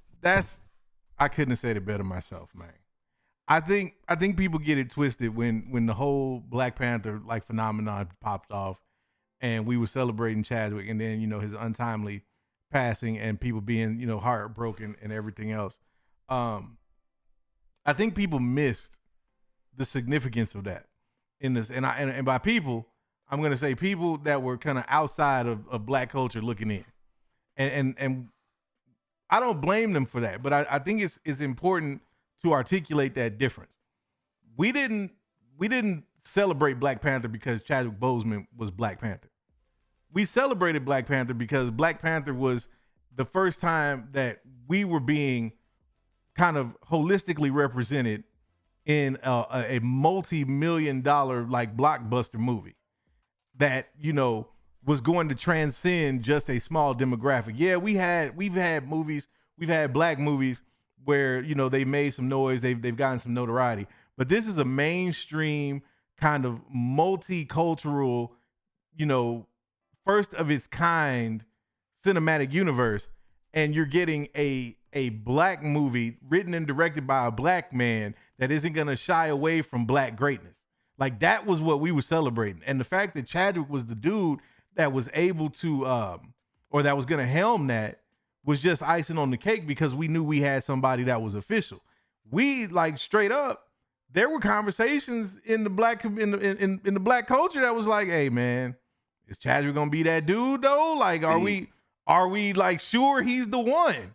Because we ain't know. Like, we even after and look, I'm gonna keep it 100. This is even after Civil War, because he held it down in Civil War and it was cool. But when we knew they were doing a whole movie with dude, we was like, oh, let's see it. Let's see it then, Jackie. Let's see what you got. And he came and he showed out. And that's what I think made us as Black folk really attached to him. And that's what made it so devastating, was because he won us over. Like he won us over. Right. And then now that he's gone, we like, well, damn, now we got to start that whole process over again. Because and listen to that sentiment though. No, all of us were kind of expecting that they were gonna have to recast T'Challa. None of us, I think there's a very small group of people that are like, no, you can't recast him. Like, especially with our people, I don't think we want to see him just, retire with the mantle of Chadwick Boseman. You know what I'm saying? I think Chadwick would want that character to continue on. And so the question then becomes, like Kunch said, how do you handle that? Now, I'm not down with the M'Baku thing either, because damn the whole lore implications of it.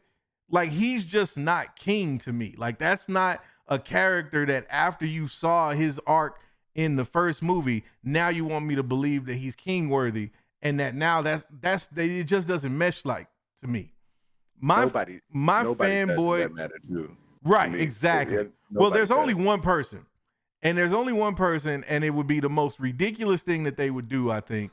But it's something that I really do wish they would try to they would go for. And that's a multiverse Killmonger. Bring a different Eric Killmonger into it.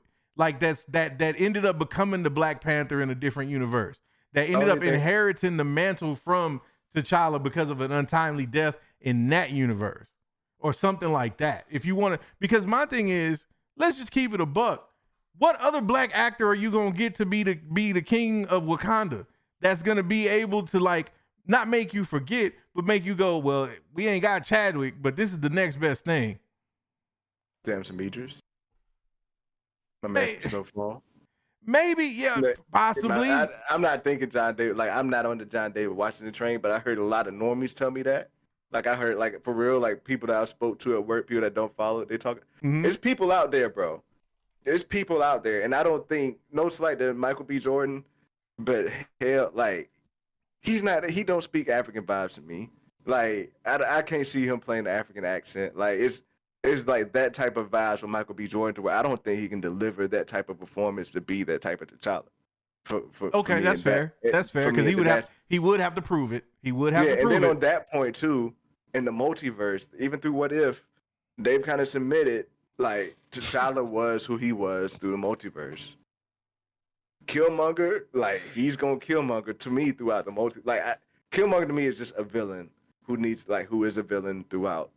Okay, that's fair. That lore wise there. So I got gripes on both, like with Michael B. Jordan be able to be an African king on that side of things, and then also I hope that's a joke, Mike Porter. Being a jump.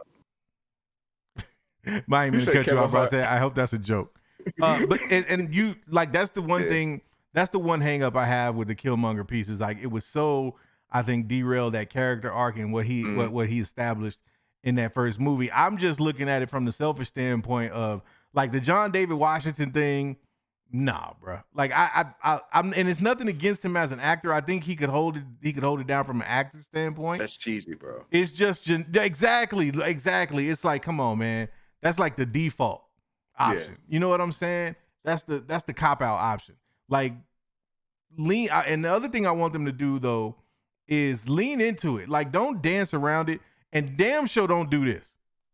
Don't try to digitize Chadwick Boseman. More so, if you have to do that in this movie, do it and make it and get it over with. Like do it in the scene where we actually see him. If you actually gonna do away with his character, do it in that scene to get the tears out the way or whatever. But don't do this. Oh, we just use a voice algorithm and some reface to include him in the movie just so that we could get through this one. Nah, man, don't do that. Well, I got one for you that I think kind of went by the wayside. There's a small rumor that, and I'm gonna hit this with the community too here in this poll, that your boy John Boyega is in talks for doing something in the MCU. We don't know what. Do you think that possibly he could be the next Black Panther? No. Let me tell you something right now as a Star Wars fan and a John Boyega fan. And I'm going to say this because I got to say it just the way I feel. That would be the most sellout shit on John Boyega part ever, bro. Like, you can't come with the venom he came with for Disney and Lucasfilm and then be like, all right, Disney, but if you're going to make me... Exactly. Thank you. Well, I guess so. Right. He'd be on, be like old dude on Chappelle, be like, you got yourself a goddamn deal. Like, come on. Like, come on, man. Don't do that. Don't do that, boy. That's no, please no. Like, yeah, you can't, I think back to, like, reason why I say damn Idris is because, like, I think you need somebody that's, like, social media's golden child. Like, I feel like when it comes to, like, the stuff that they judge, like, a lot of metrics, a lot of social metrics and stuff that goes on, I don't know a lot of people that hate on, like, his, like, the look. Like, he's kind of like an up-and-coming, like, next dude. I say about the dude from Snowfall, Franklin from Snowfall. Have you seen Snowfall? Nope, that's what I'm looking at right now. Yeah, look up Damson Idris. Like, if you look at him, like, he's slender, he's got the cut, like, that type of stuff. Like, I think he fits a profile look-wise and then acting-wise as well. This dude. Like, he's like, and he's British, too, so he's kind of, like, he's, like, got a bit of accent on him already. That's my pick for. Like, that's my dude. But at the same, I just think it's a lot of actors out there, a lot of great black actors out there who could do it and can knock it out. But two, they could have done it gradually, bro. Like, I'm not even gonna front. They could have put my man's in. They could have put the T'Challa in Multiverse of Madness. Now I get like the they killed all of the Illuminati, right? But like to start the process, they should. Of like, I thought they might getting past it too. Denzel in that joint, like, you know, you can do whatever. Like, and I would have been acceptable about it. Like, you could do a legend and put them in there in that role, right? And you can be more accepting of it. than to have it to be so like hard hitting. So I mean, I think it's a good number of actors out there, but Nancy Meager's my dude. I'm Gotcha. gonna have to roll with him. But, I think he's too it has to be young. done. So that's Too the thing. young. I got they could go that route though. I got a question for both of y'all. Is there anybody on the list that you would say hell no to?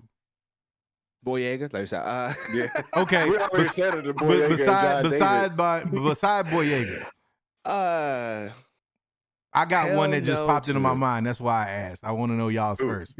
I want to hear Mine y'all's was first. John David. Like, John that's my Da- first. okay. One. Yeah, that's my You first. say hell no to John David Washington. What say you, homie? Who would be the hell no selection? I don't know. I mean, because the people who are just come to mind that I would put there, I haven't really thought of a hell no situation, to be completely honest. Like I thought that they would actually go with. So I'm shoot, Forrest Whitaker. Like I don't. Oh, see, look, no, see, first of Really? all, That's Come a on, bro. complete. he already in the movie.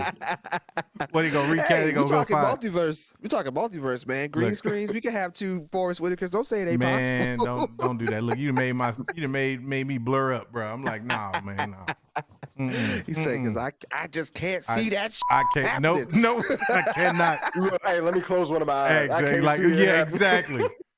Boy, stop. I give you my name though. And this is pre Oscars. No Will Smith, bro.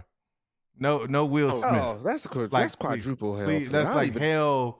He's hell Not to the not showing no, up to the in the no, MCU at all. no. I don't want him in That's the the MCU at Yeah, all. like no, Hell keep no. him far away from the MCU, please. Okay, But look, LeBron James, them syllables shouldn't even come out of anybody's mouth. You ain't no. You want to talk about no, What? You telling me he can't pull it off after seeing Space? I'm just playing. I've never bruh. seen Don't make Space me Jam in the 2. stream, dog. I never seen Space Jam 2. I couldn't Look, even I utter saw those Space Jam words. 2, and let me tell you something. That 90 minutes I can't get back in my life. You seen it? Oh, I had sorry. to watch it, bro. Like that was a movie. Sorry. That was a movie that I had to watch because I am a like low key LeBron fan. Not thinking it was gonna be good. I knew this movie was gonna be trash. But when you have the audacity to make a movie that was centered around the hands down greatest player of all time, and you trying to backdoor that because you trying to cement or supplant this man as the next GOAT, I got to see what you working with, bro. They did LeBron so dirty in that movie, bro. Like that script. I don't even know how they got Don Cheadle on that, bro. It had to be because LeBron was in it. Had to be. It had to be because that movie was. I could go on for another 90 minutes about how ass that movie was. Bro. But yo, I just do want to throw out there. I hope that if we do get a different Black Panther through a multiverse, I would like for them to change his powers up, bro. Like I know I might be in the minority of this, but like I'm not a fan of that power up kinetic suit being his like overall like signature move as a Black Panther. Like I to me, feel you. that's just like to me that's a little. I know he's be grounded. honest. Like Black Panther ain't really got like a huge skill set. He could fight. No, that's I mean, but I would like to see them focus more on his fighting, like focus more on like having his ability to look kind of more. So like in that car chase scene that we seen in the first Black Panther, he kind of had more Panther features. Like he kind of was like moving more like Panther-esque. But like I like to see more of that, not necessarily all like Catwoman, if you will, but like some more agility. That's why I like Dancer Meejers because he's kind of more slender, if you will. I kind of want to see that kind of like swiftness and type of stuff. Other than I know it's hard to have that ability. I'm just not a fan. Like that's the thing too. Like Black Panther is like so much of a cultural thing. Like the movie itself wasn't even all that great in itself, but it just felt good to have us like in there nerdy wise. So I mean, it's just See, so here, I'm gonna be honest with you. When it comes to the whole Black Panther thing, I'm not a huge fan. Like Black Panther don't even make top 5 for me. And this is my top 10. It's not top. we 5. had conversation about this a long time ago on the Den, and the biggest reason that I didn't like Black Panther is because at every turn you see T'Challa getting and I'm saying T'Challa getting depowered. Like they took his powers away. He's supposed to fight M'Baku. And to your point, yes, I would like for them to focus on why he is the king. Okay, and that fight that they put him in against M'Baku did not convince me on why he's the king. Like why? Like and I don't mean like it should have been a definitive fight, but it should have been more of a fight that you could see his tactics. You could see why somebody of that stature would be someone that he would be able to take down, and that's not a problem for him because he went up against people like Winter Soldier, like Captain America, like people who are training daily. Captain America, if you look at him in the comics, trains daily to fight against anybody. He is versatile. He is the good guy Batman of the Avengers. And when you put him up against T'Challa, they are evenly matched, not just in their power level, but in their fighting skill. So when you take away his power, the only thing that should really harm a person like Black Panther is somebody who is actually still super powered. And is not taken away from the fact that I don't have this power now. Like the fact, like in his mind, it should be, I don't have this power now, so this is the way I got to go about taking down this person.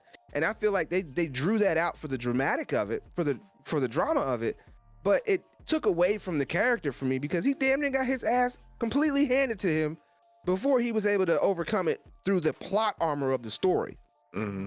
And that's why I think when he went up against a person like Killmonger, again, it took away from it because this is a person who trained daily. And then you put up Chadwick Boseman, or excuse me, T'Challa against, and I don't want to say Chadwick because, you know, he's playing a character.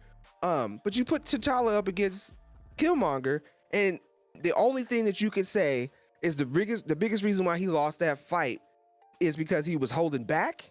I just don't believe that versus what I saw the first time. He wasn't holding back when he went up against M'Baku, and he got thrashed.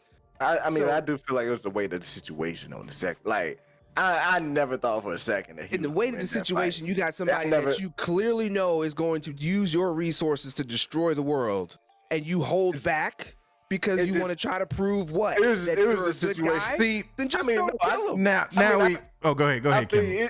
It was just like, I never thought for a second that T'Challa was gonna win that fight. Like, it was from the whole, like, and that's just, I think that's just what they wanted to build up with Killmonger for him, but then for him to eventually come back and beat him, that's what they were building up. But it's like, it felt real to me because he came up the way he pulled up in there, and then for T'Challa to be already wrestling with what he was wrestling with his mentals, with what his dad was going with. Like, I do think that he wanted to hold back because that's just like, I think he felt remorse for what his dad did. So to me, it makes sense for him to lose. Right, and I get that, but that don't mean. And Killmonger was training every day. I need reasons why he is the king, and to me, just those 2 points. There's other points in there, but just on those 2 points, to me, I had a hard time kind of believing the T'Challa character being that person, like worthy of Bast. Now, the homie here does have a point, and it was because seeing him in Civil War, and then kind of having, it's like the way that they dropped the movie, if like maybe Black Panther had came out first, or they had done it in those line of like phase 2 movies that were kind of getting their origins or getting fit into the plot and all that types of stuff into the storyline, may have hit different, at least for me. I could kind of give him that much, but at the same time, just because it is the way it is, I just don't see it. I don't. And I figure maybe the reason why I am with having another Black Panther is because maybe there is a way to correct that by having a character that you bring in and you already kind of say that these things are established and we don't need to challenge that. And I felt like them establishing it in Civil War and then showing that kind of challenge in Black Panther was just backwards. Let me ask you this, Levis. Let me ask you this. I had to cut you off, Al. No, you good, man. But like, so my thing with bringing them in through the multiverse, I feel the same way about Fantastic Four. To me, like, Fantastic Four is the only thing that can be made. Like, the only way you can really make Fantastic Four have the impact into Secret Wars the way it needs to have the impact into like this saga immediately, is to do it through the multiverse. Because there's no way you can prep the Fantastic Four up to where they are right now and have them in the MCU 616. Like, Doctor Strange would have known. I don't care. Doctor Strange would have known about them when he saw them like in Multiverse of Madness. Like, it's a whole bunch of lore connective issues to where it's like, if you really want them to step into incursions and step into this stuff, Fantastic Four have to be established. You don't need an origin story for the Fantastic Four. Plug them in through Secret Wars. And that's it. I mean, plug them in through a multiversal movie, and it's the Fantastic Four. You're going to watch it regardless if it's in the 616 or MCU 919 or anything like that. So you're going to watch it. So it's the same. To me, it's like, you can solve that T'Challa issue by putting him into that movie. Because one thing I hate about this T'Challa too, he wasn't that like he didn't have that intelligent side of him that you have in the comics. Like you didn't show that side of him as to like why T'Challa would be able to like wield the Infinity Gauntlet, like to have that side of things. So you can insert that into into that multiversal thing, and then bring them both into our universe by way of incursions and something happening of that sort. Have that T'Challa run, have that T'Challa like work with the Illuminati, work with multiversal threats, and still protect Wakanda while you have Shuri carrying on the legacy of Chadwick Boseman in the Black Panther MCU 616 timeline until we reset. And that's how you saw it. But I'm with you too. Like, we don't need to re-origin T'Challa again if we recast him. Like, if we go through another one, there's no need. Yeah. To me, it's not a. No, we don't need a re-origin. We need to establish that he is already that man, and boom. And as far as bringing the Fantastic Four in, I kind of agree.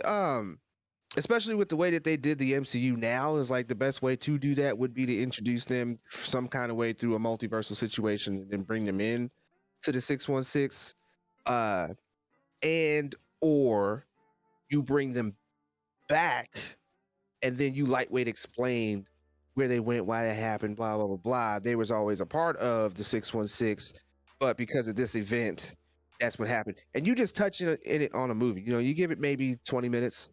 25 minutes explaining where they went, what happened. This is how it started. This is where we've been, quantum realm, whatever. You know, this was 100 years for us or 50 years for us, but for you guys, it was 5 seconds, something or whatever. You know, we were gone for 5 seconds, but for y'all, it was 50 years. However you did explain that. But you can bring him in either through the multiverse or the quantum realm. One of the two would explain that off already for me. Word. What you thinking? I'm thinking a lot. Al. I'm thinking a lot because you gave me some. Venom cap was rolling. Yeah, you was triggering me with some of your Black Panther perspective, and I was quietly listening. So essentially, I heard you say you basically wanted them to write a whole different Black Panther movie. Basically, because I ain't gonna lie, yeah. Because the whole arc of T'Challa was the fact that you had essentially a grown-ass boy being thrust into a position that he wasn't ready for. And so, like, the things that you were looking to see, he didn't have. Like, he barely made it through that fight with M'Baku. Because that was M'Baku's whole point, was that without the suit and without your powers, you're nothing but a kid. Like, you're not ready for the responsibility of having this mantle. And he proved it. Now, he fought and he was able to overcome. And I think that was the whole thing, was that they were trying to show that this version of T'Challa, which is not the comic book version, and that's the thing that we have to remember, is it's not the comic book version, but that this T'Challa, his biggest asset is his heart and his willingness to persevere. And so that was what they hung on this movie, because that was that was kind of the hook of his whole kind of character arc. Now, to your point, had we not gotten Chadwick's ultimate demise or unfortunate demise, then we damn sure had better gotten in this movie some stuff to kind of solidify him as that dude, because we would have been at that point where it's like, okay, we know how you got to where you are, but now you got to show us why you belong. Like, we got to you got to earn that mantle now, because yeah, you held it down and you've done, the whole Infinity thing, you were involved in that or what have you, but like, you were gone for 5 years, bro. Like, we need you to come back now and like show us why you are and should forever be the Black Panther. So I get you. Was going to be a perfect way to do exactly. That. Thank you. Stealing my thunder, Kendall. That's why you the homie, bro. Because that's why you have to recast T'Challa, is because you cannot rob us of T'Challa v. Namor, because that dynamic in the comic is really what helps to flesh out who T'Challa is. Because when you get to Secret Wars, you realize that they're a lot more alike than anything else, especially when I'm talking about the Jonathan Hickman Secret Wars run. Like, Namor ultimately can't do what he was telling T'Challa he couldn't do. You know what I'm saying? Like he ended up like he couldn't pull the trigger and destroy a planet. And that was the thing that he was trying to prove that separated him from T'Challa. And so that dynamic, you got to build that into this world, because if this 616 universe is supposed to be loosely formatted on that Ultimates universe, then we got to have that in some respect with T'Challa, because otherwise that's all he is a dude with a power suit and a herb that like gives him his abilities or whatnot. We've got and his sister's the smart one, whereas T'Challa by himself should be able to stand on his own, and he would be more powerful of a character if we see him evolve to that point. So I think if they had gone the direction you were saying, homie, then it would have made the movie completely different, because the focus would have then been on T'Challa kind of coming of age, almost a la Lion King type. We're watching him kind of get his chops or whatnot. Whereas in this movie, it was more like, no, he's got to first shed the fear of even taking on this mantle and feeling guilty for why he has it. I feel that on an actual taking the king mantle part, he was already apparently Black Panther. Which confuses the hell out of me from a lore standpoint anyway, because it's like you already had the suit. So was it just a formality then? Like then what was, and that brings the question of, okay, then what was the point of you opening it up to a challenger if you already had the suit and was out there doing things anyway? But I think that's just one of those, I'm gonna say it, that's one of them things where it's kind of like Star Wars, bro, where it's like, you just gotta like look past it, because we understand that like these movies are being, you know, as Marvel was connecting and making these worlds, there were some things that were going to fall through the cracks in terms of they weren't going to make sure every base was covered, because it was damn near impossible. And to bring it all full circle, that's why I'm into Thor, because I can suspend myself in belief on some cosmic stuff that I have absolutely. You can explain that away with some stuff that was quantum physics and blah blah blah. After a while, I'm like, check out. I'm like, all right, that's cool. But you can't say make it happen. But if a Star Wars fan says because the Force, they crazy. No, it was too obvious on that Reva stuff, dude. It's like the Force. What? Come on. She just looked at something, was like, the Force ain't the issue on that. She got the Force ain't the issue in the show. And that's not the issue. It just so happened that the hologram that Obi-Wan was talking to dude on happened to be there, and she found it, even though Vader's been standing there. If it's because of the Force, then Vader should have already had. He should have. Okay, I can but see to it that being point, Vader, not her. So how is that any different from Luke just happening to buy a R2 unit that has a broken message that just so happens to be to the one Jedi hermit that lives like a couple blocks down from this dude? It's the same like flimsy plot. It's Star Wars plot threads. If you really start following it, I agree. It's flimsy as hell from that's all I'm saying. I'm not saying you wrong. You absolutely right. But what I'm saying is if they established that from the first movie, then you got to at least give them that and say, you know what? This been your MO for the 40 years y'all been making content. So I can't really fault you for still using that as a crutch. I can call it out. I'm not saying you got to ignore it. We can all call that ish out because we know what it is. It's flimsy, bad writing plot armor. Like we know that's what it is. But Star Wars is built on flimsy logic. They don't get that privilege. Hey, look, we know what this country built on, but I still don't respect that privilege. Hey, but you know what though? But you know what though? I ain't respecting. Hey, I feel you. But ain't none of us trying to jump on the first boat up out this mug. So like we still living. That's all I'm saying, bro. We still here, bro. Like, and that's what I say to Star Wars fans. I'm like, until you say, you know what, I'm not giving y'all no more of my time and effort, then I'm just gonna look at you sideways because I'm like, you mad, but for what though? You still watching. We still in America, bro. We still here. Still standing. Still strong. I'm still strong in this one, guys. Hey, man.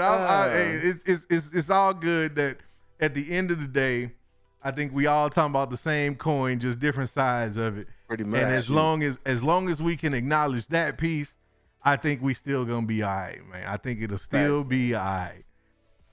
But yeah, man, before we get out of here though, let the people know, man, what you got popping this week. Yeah. What you got going on the channel? Where can the people find you, man? I'll at me at Normies to Nerds. We got some crazy Thor theory videos popping off coming up. To talk about like guys that I think we can see pop up in there, guys that might die, implications on that, if you will. So holla at that. Really just on the MCU train. I lead the Star Wars, other Star Wars heads. I ain't stressing over nothing. so we just over here covering Star Wars. Might have some Miss Marvel content popping out too as well. That's what's up. Because Miss Marvel I think is actually a lot better than what a lot of people thought it would be. That's fair. At least nerdy content wise. I'm not here for the show. I'm here for the nerdy content. It's it has that nerdy content in it. So that's what I'm hype on. So just be on the way for that. Just straight up MCU over here, Normies. Normies to Nerds. Go check out the homie. Yes. We got the link in the chat, I'm sure, man. Yes, love what you're doing over there, man. I want to say this. We want to make sure to say this on wax, bro. Like, we see the grind, man. We see you coming up. We see the videos, bro. It's like every time I see you drop a new vid, man, I just start gushing because I'm like, I remember when it was just the basement and my man was freestyling before he get ready to do a show, man. And now doing produced videos, man, looking nice and crispy, bro. Like, I just love to see the come up, man. So keep doing it, bro. Hopefully we can keep this connection going, man. Love it. I appreciate it. And I appreciate y'all having me here, man. I've been a fan of y'all since, like I said, bro, since Lavish was just chilling on there after some people got the boot from the Nerds, and Lavish was still hanging up on there. So like, man, I've been a fan of y'all for a minute, so it's always good to get excited and to come up here and talk this nerdy stuff. Like, that's what's up. So like, I always appreciate the opportunity. Appreciate y'all. No problem, Hey, man. Yes, man, link love is it. in the description to Normies to Nerds. And check that out and show my man some love. So I guess for right now we can get into that conversation and libation. Factual. Before we get all the way up out of here. Yes, this is definitely. Been a great show. I seen somebody earlier, Boys and Miss Marvel. Yeah, I saw and that. I can't speak on neither. I've not watched neither. He ain't watched neither. I would say it's interesting though, like how the Boys, not like I've been looking on YouTube stuff. The Boys had more views on their episodes than Kenobi, and then Kenobi to Miss Marvel. But like up until episode, like I saw episode 5 tracked higher than the Boys on video stuff. Before that, the Boys was killing it. Oh yeah, I'm surprised. Like the Boys was just killing it on that YouTube search stuff, like that people are looking into, which is like to me crazy. I see it because, and I knew like I totally expect that because the Boys is damn good writing from top to bottom. You know what I'm saying? Like that. I know I'm late. I ain't got on season 3 yet, but like even just if you go back to season 1, like that was a show that got people that don't just watch no comic book nothing into it just from the writing alone. And when a show can be as outrageous as The Boys and make you still come back and watch because you that interested in the story, that means you're doing something right. So it really doesn't shock me that The Boys is doing better than Obi-Wan. What does shock me is that Obi did better than Miss Marvel. For real? Yeah, that shocks the hell out of me because I thought like Star Wars is what Star Wars is. Like Star Wars ain't going away no time soon. But I feel like we in the MCU season right now, and especially with like the young demographic, I thought they was gonna come out in droves and smash Kenobi just from the fact that like we was getting High School Musical, the MCU version. So I thought it was just gonna kill it from that respect because there was gonna be more people turning up and turning out for Miss Marvel. I just felt like Miss Marvel was the Marvel content nobody wanted. Like that's how I was looking at it. Like it was like people always saying it's not for me. Like it's not like I'm not. So that's from my head was that like Miss Marvel, I think it had a chance to hold up a light to Kenobi, like audience wise. You got you. Quality wise, episode 1 dropped and episode 4 dropped on Kenobi. And episode 1 of Miss Marvel, like I enjoyed that more than episode 4 of Kenobi. Hey, I bet personally. Man. But nah, it's. I mean, and the thing about Miss Marvel, man, I haven't watched it. No. I haven't watched any other episodes yet. And the reason I haven't watched it is because I can't get out of that like mindset that it's not for my like I can't turn off the kid filter to really soak up the nerdy content in it. Not yet anyway. I'm hoping like maybe by the end of the season I done reconciled enough to like binge it and really get it in and see where it's at.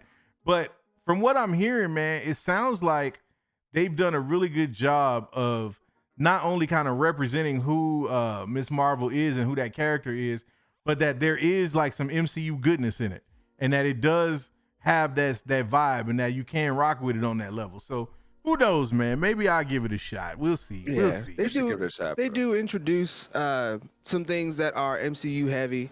As far as the representation goes, like from what I'm watching, and this is just from my standpoint, like you see it goes from representation to the MCU, and then it's back to representation, and then it's MCU. And then like in between there, you know, you got the young kid vibes and tropes, you know, finding love and all that extra stuff, and then things not turning out the way you expected to, and all that types of stuff.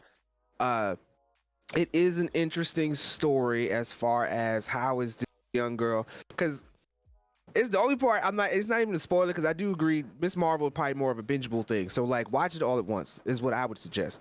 Right. Which is probably what I'm gonna do. Good point. Because you know I'm up to episode 3 or whatever, but I'm probably gonna wait till it's done before I conclude it. But the only part I'm gonna talk about is the scene in this last episode where she's got 3 grown ass men coming after her, and I mean hard, dude, and I mean like They're they are not any trying to men. kill Yeah. this young lady, okay, and she is, at least without having too much training, holding her own to survive. But then it's like, the hell, how are y'all hundreds of years old and y'all can't take out this young little child by herself with no help? And it's not like she's handling them or nothing like that. You know, like, don't get me wrong, like I'm saying survive on purpose. But it's just the way that they're coming after this young lady. The whole time in your mind, you're like, yo, why they going so hard against this child, dude? And not succeeding at all. But they did though, like pretty much they got there like at the end, like she only got away because of a certain point. So Okay. like We just had a T'Challa conversation. So here we talk about a man who's supposed to train daily. Going up against and not doing that, going up against a man who does. They're going up against a cosmic force. Like it's like they would have handled her if it wasn't for that like thing that would pop up every time she put her hand. And that's like, it was about like as she much was really like in the fetal position, and then that's it pops as much up. right. That's about as much belief like she held. That's what I'm giving her to her due process, her due credit. She was handling her own against 300 of year old people who were coming at her hard, and But and on that is about the only thing. My point is where I'm getting to is that's about the only thing that actually pulled me into the show. That part is actually pulling me into the show, because I'm like, if she's able to do that, this is what I'm supposed to believe, then I would really like to see where this is going, to see why she's going to be included in, because you know this is going to go to the young Avengers. You know she's going to be included in on that, and this is why. See, I didn't. Oh man, see, look here. You said Young Avengers, and my man checked out. Right. He was like, "Nah, bro, that's not gonna do that ain't it. Not That ain't it." He'll probably be back here in a moment. We knocked the lights out using the Sawce. Now we're gonna hit him with the Sawce again. Maybe we just hitting him a little too hard with the Sawce Could be. this time. But yeah, I mean that actually did pull me into the show. But I would still say binge it. In the end of all that, because the story is good enough. The story is decent enough. Yeah, I got you. That, he's still working. You can still hear. I'm still here. It's just for some reason my camera won't charge it. But it's coming back up. It's all good. I It's got all you. Just got good. charged for a second. Got you That's coming all in through the good. speakers loud and clear though. Yeah, I'm here. Hey, man, shout out to Wallace, man, keeping it going, man, keeping that audio connection. I know we pay you for a reason, man. Good looking, Wallace. Thank you, Wallace. Even though you can, you took my power. That's what it was. He's taking my power to keep the spaceship going. Yes, it was Qui-Gon and that 30 seconds that they paid him for. Exactly. We ain't even touch on that, bro. We ain't even touch on it, bro. Just gonna leave there him you go. over Oh, But, man. You can pull him But yeah, back. I am hyped for like the implications of what it is. That's what's up. Yeah, but like to that point though, to the point of like the representation stuff, it was very heavy this last. Very. But Yes. on the first 2 episodes, I was like, this doesn't feel natural. I mean, this doesn't feel like overdone, right? Like this feels like, and it still wasn't like overly done this last episode. I would say like even though you get culture, I feel like it wasn't like preachy, if you will. Like it's not like, to me, it hasn't gotten to the level of what Miss Marvel was. I mean, Captain Marvel was. Right. No. And I think that's a good thing, is that they've shown that they're not going to get back. I don't think we'll ever get another, like, she's got the end game moment where you got Lady Avengers and like that end game moment. Like, I don't think we'll ever get to that cringy type of stuff again, because like I think they kind of figured out how to handle this stuff. Even though I will say, I feel like the reason why people not so triggered by Ms. Marvel is because they're looking at it coming from another culture standpoint instead of something that makes them feel targeted. It is interesting. Yeah, I think it's a reason why like Black Panther was so big. Like MCU spares no expense in actually representing their characters and their culture. Right. So you can totally get into it from that standpoint if you are a part of that culture. And then now they're starting to sprinkle in the MCU-ness, and it's like, okay. I will say though, it's like you do kind of point out the BS in people's, like the way certain people feel about like MCU and woke stuff, because it's like the same messages that Kamala's mom is preaching to Kamala, if they was to come from a white man, like they would be like, the MCU, like this stuff is too woke, like I wouldn't be feeling it, because it's essentially the same message just told from a different person, to where you're not feeling triggered because it's not looking like you. Right. So it's like at the end of the day, I think they handled it good, but it's like at the same time, it's like, bro, I hope the message of, because I still think like messages are so important, if you will. I hope it's not missing what some of these people should be getting, because not to get political, I do like to at least give my women some love there. So Oh no, absolutely. I just find that, I just hope it's not like they're looking at it from a standpoint of, oh man, that Pakistani culture is bad, or that Pakistani culture, you shouldn't, like, they shouldn't want to live by that, as opposed to like, we need to be looking at it from a perspective of what we do to our girls and our women and our culture and do it. But all in all, it gives me hope for what Marvel's going to be handling this type of stuff, like with Lady Thor and like with other female properties. Yeah, that's the key, right? It's never, the representation piece, and we say that all the time over here. It's like, we cool with the representation, we cool with the messages. Just make sure that it's one, consistent, and two, as authentic as you can possibly get it. Right. Like, bring people in that can let you know what that culture really is like, so that you can represent them in the correct way on screen.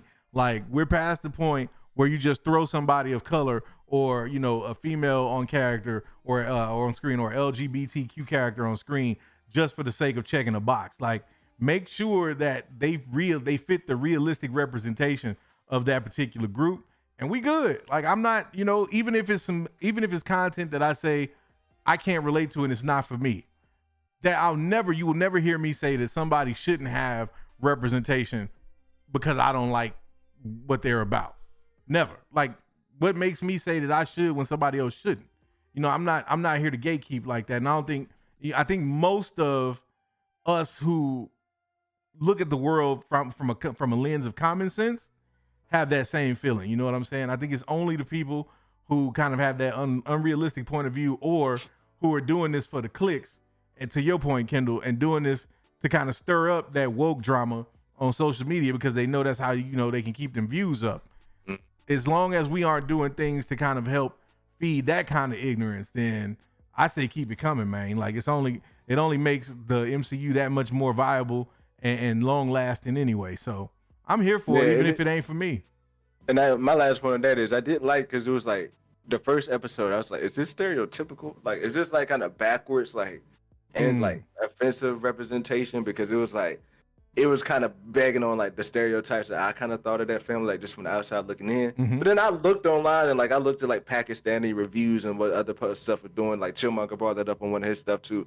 And it was like, they're actually liking, it's like, no, it's like representation. Yeah. So like, I'm like, that's one thing I'm really enjoying. Like, it's like, I was afraid, like, damn, are they really like just making them look like this? Like, it's just stereotypical. Like, nah, like it's real life. So like, I really like dig that and F with that part of it. Yeah. Growing up in even though it's not for me, it is that way. Like, growing up in New York, I've had quite a few friends from just that in that area. And that's why I'm being general, because Pakistan, Afghanistan, all of those like little areas, you can like it's easy to offend, and I'm saying I'm still being general now, like an Indian person or whatever, because it's kind of like what they say with white and black people. I'm just gonna say, we all look alike. We all look alike, man. Of course. But you can easily mix up an Afghan with the Pakistani with the Afghanistan, and they will all get very offended, like you were supposed to know the difference, and it's difficult. But the culture is roundabout the same. Is roundabout the same, and what they're representing in the show, it's not like I'm saying I'm Pakistani, I know firsthand, but I've had friends, and yeah, man. There's no lies told here. That's what's up. That's the key, right? Whenever you're talking about representation, one, is it authentic? And two, does it represent the group holistically? You know what I'm saying? Because if, just like in our culture, I'm sure that, when you talk about these Indian cultures, that when you start to split those hairs of, Afghanistan versus Pakistan or whatever the case may be, that there's going to be nuances between those differences in how those cultures operate. And it's not a studio's job to check every single one of those boxes to make sure that they don't offend everybody. But it's also not, it is your responsibility to not try to paint those people with a broad stroke and say that, insinuate that they're all in that way. You know what I'm saying? Exactly. Right. And so that's as long as, the people that are creating this content, whether it's Marvel, Star Wars, whatever the case may be, as long as you keep that in mind, I think it's straight. Like, I think we'll be in a pretty decent spot. You're always going to have people that's going to have a problem one way or the other. But as long as we understand that, like, there are good faith attempts to represent all of these different, cultures, these and whatnot, then we can move forward, I think, in a place where it doesn't have to be, a hostile situation or, people getting triggered because, they included this group, but I haven't seen this, or they're over exaggerating this particular concept or trait of these people or whatnot. Right. You don't have to worry about all that kind of stuff. Right. And Vito, he's saying that her dad is way too friendly and he wouldn't 100%. He would never dress up as the Hulk. Vito, you can't speak for people. I'm Just saying, because man, they feel that certain way in the culture, and that's how it is for you in your experience. And I understand you are in that culture. A person is a person, and he loves his daughter. That's the point. He would 100% dress up as the Hulk for his daughter. He definitely act different. He definitely act different around his brothers, like around the people at the mosque. He definitely does act like a different type of. He does, and that's because the way that they view men and women in their culture is they view it differently. But that doesn't mean he's still in America, Jack. You know what I'm saying? I'll give you a perfect example, Vito, and I haven't even seen the show. For his daughter. I haven't even seen the show, but I'll give you a perfect example, Vito. I'm a father of 2 girls, bro. Love my babies to death. Now, if you know anything about me, it's 2 things that I don't have that I wear on my sleeve. That's my Texan roots and my hood roots. You're not finna disrespect me, and you're not finna like walk over me like I'm not gonna see about you if we got a problem. So anytime, and this part of the way I grew up, you're just not gonna let somebody just like come at your manhood in that way. But if you think for a second that's gonna stop me from sitting down and letting my daughter paint my nails when she was little or something like that, bro, like no, because that's my child. I'm gonna do what it takes to make my child happy. So in that sense, if that's what they were trying to articulate in the show, was that this man would go against his culture because he's trying to reach and make a connection with his daughter, that's real AF, bro. Because one of the biggest things as a father that you struggle with is when you start to lose that connection with your child. And that happens naturally because as a young lady gets older, bro, that dynamic between father and daughter changes. You go from being like her king, her everything, to that Negro paying the bills for a minute, bro. Like I'm just like him, and that he the ride at that point. And then it comes full circle because once they start experiencing life, they realize that they need that anchor. You know what I'm saying? And so it all happens in that way. But like that's dope if that's what they're representing in Miss Marvel, because that transcends any culture. Because that ain't got nothing to do with culture, bro. That's like dad love, bro. Right. Yeah. And that was one of the doper things about episode 1, because like that moment that happened, like when he brought in there and she was like, bro, what? And like she kind of turned it off. Like, bro, I felt that. Mine only 4 years old, but I felt that. I'm saying, bro, like I was about to say, you would do anything, that man. hurt. Like, and I think everybody felt that. Like, I just wanted to review things. Like I saw, like I think everybody felt that hurt right there. Like, ding. But nah, it's a straight. It's a good show. So like, I think that gives me hope for She-Hulk. That gives me hope for like these other other female-led projects. That it's not like people shouldn't be looking. I don't think there's a lot of proof out there that they're doing this type of like overly woke stuff. If you want to like look for the messaging that's out there, it's messaging, but it's not preachy. It's not beating on the head. It's not any of this stuff. And I'm excited for it. That's what's up. And we have to realize, man, at some point we're gonna have to just realize that we living in a woke era. You know, whether you want to say that's quasi woke, if you want to say that's real wokeness, however you want to fit on it, you got to understand that like when you talk about, and it always comes back to the money.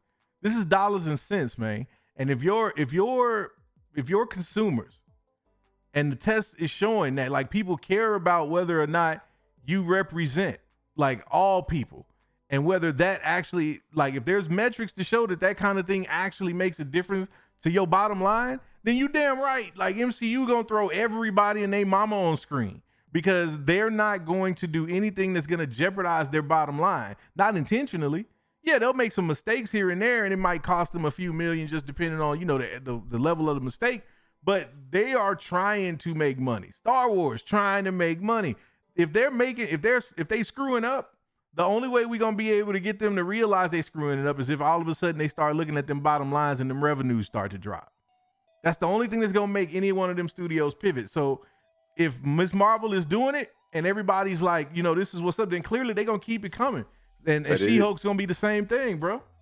But Miss Marvel is the lowest rated of the Marvel. Like it is doing. Yeah, terrible. Well, so yeah, if it's doing that bad, then it might end up, you know, again, it's gonna be like, okay, well, what did the dollars and cents say? Yeah, it's the reviews. The reviews on it are good. It's just like, bruh, people ain't.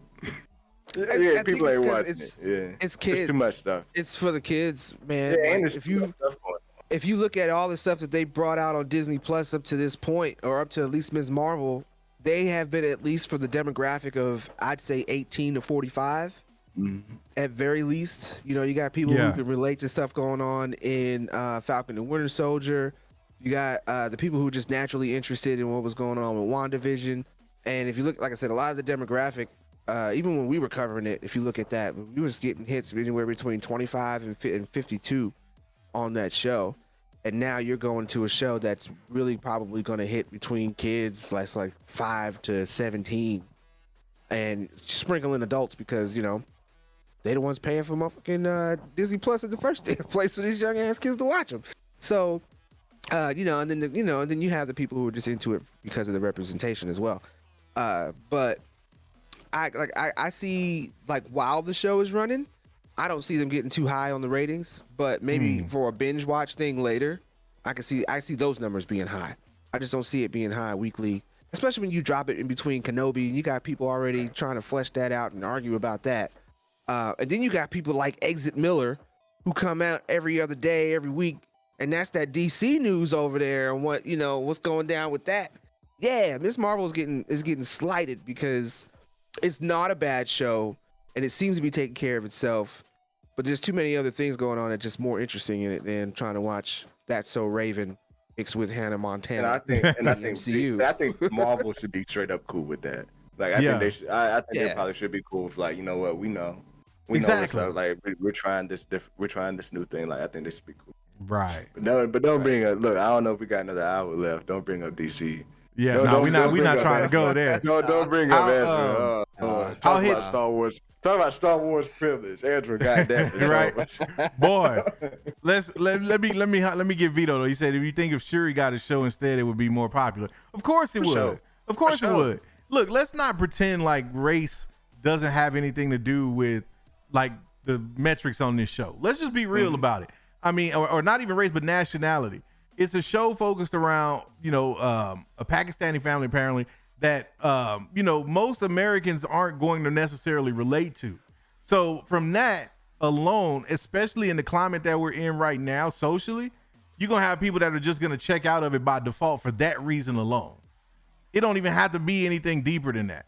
And then you start talking about the fact, well, okay, what are we talking about? We talking about a kids show. Okay, people like me, that's where I check out because I'm like, nah, them days for me watching High School Musical is over. My daughters are old enough now, thankfully, that I don't get sucked into watching that kind of stuff no more. So I ain't gonna watch it if I don't need to, or if it doesn't interest me in any other aspect. So that's why I'm not watching it. Then you have, cats that might watch a couple of episodes to give it the benefit of the doubt, and then it's, others like The Boys drops, Herogasm drops, so it's like, oh, now my attention's going here. Oh, Stranger Things is out. Oh, Umbrella Academy just dropped. So yeah, that's gonna impact the numbers for a show like Miss Marvel. Facts. And I think Marvel realizes that. Like to Kendall's, I think they know that. They know what they're getting into. That's a calculated risk. And it's that's why you drop it. It's easy, yeah, exactly. Because you put it, look where they put it. They wedged it right between Multiverse of Madness and Love and Thunder. You know what I'm saying? Like right in that lull to where, oh, here's something to hold you over till we get to this next movie. Facts. And, and if they're genius, they're gonna put in humans at the end of the show. Like I still think I know they're going through a different. It's not to spoil you out. They might be going through a different route. You go ahead. I think there's a way. I think there's a way they can still try to bring in humans into the show or something like that. Okay. If they're genius, they put something huge at the end of the show that connects to the rest of the MCU, and that rewatchability just goes all the way up to make people come back to it. Like, yeah, it's like you said, it's that calculated stuff that they always seem to be on. That's why you say, man, in Feige we trust, man. It's like at the end of the day, White Suge got it, man. It's like as long as that dude is kind of steering the ship, they're gonna be strategic with it, if nothing else. And I think more of it is gonna land in the right spot than not. So, hey, long live the MCU, man. They still getting it done. Facts. Still getting it done.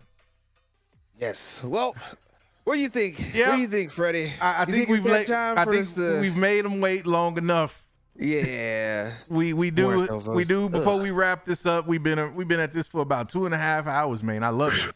I love it. My man. wife ain't come down here yet. Hey, look. Normally, we got an inside joke with mine because mine like to come in and be like, "Y'all streaming?" Right. And I'm like, "No, I just got all these lights on me and I'm talking into this mic." What it look like, partner? Just because, like, I like looking at myself in Streamlabs. Straight up. Right. But, like I was looking at the time and looking at Al. Was like, he was like, here it goes. Like, I know it, turn to the side. I'm like looking at the door like. That's the inside look. Everybody know it now. When you see them eyes go, that ain't Wallace. Yep. That ain't Wallace. Oh, man. But yeah, man, like let's go on and get into it, man. As y'all know, man, we coming up on July. And like right around the end of July marks a year that the Mayne Authority has been around this smug, man. And if you've been around, you know the story. We've been doing this for way longer than this year, man. You know, it started with a little show called After Dark on the channel called The Den of Nerds. We ain't plugging the channel, but if you're trying to go see our old stuff, them videos are still around. So go check that stuff out. If you're feeling petty, tag us in comments. I think that would be funny. I think so too. But straight up, man, we've been doing this for a year, and as you know, man, it's been mostly streams. We've been live streaming on a weekly basis for the most part. You know, saved them CPT moments where we didn't have a stream or something happened, but and interacting with y'all on the Discord. And one of the things we've been trying to figure out as we come up on this year is like, how can we take this thing to the next level? Like, what do we want to do to get big like the homie Kendall over here and start stunting on boys and stuff like that. But no, within our time. Exactly. Within due time. But no, within the time we have. We really been doing some Mayne searching, and trying to figure out kind of where we will, like what we want the brand to be and what we want this content to look like going forward. And so what we realized is that for us, man, it's so much about y'all, right? it's so much about connecting with the people, letting the people know what we think, and not just about this nerdy-ish, man, but like about life.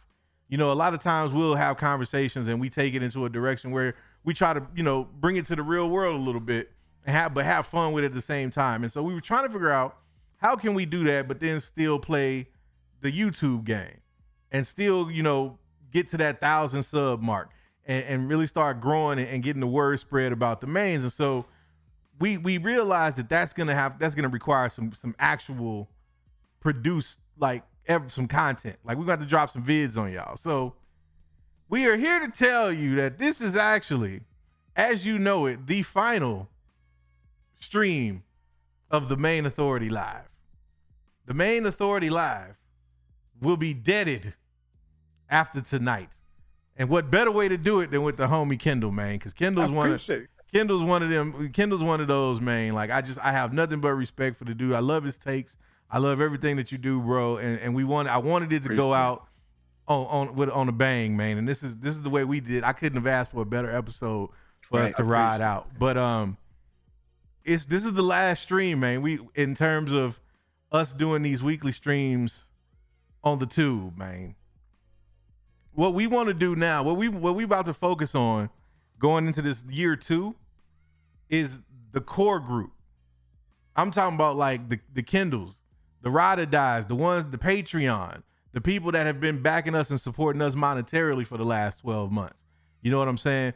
We're about to pivot the content. And I know people freaking out. They're like, what? Right. No more mainstreams. This is bull crap. Hear me out, man. Hear me out. Right. Let him finish. Let me finish. Here's what it's going to look like from here on, man. We will still be streaming.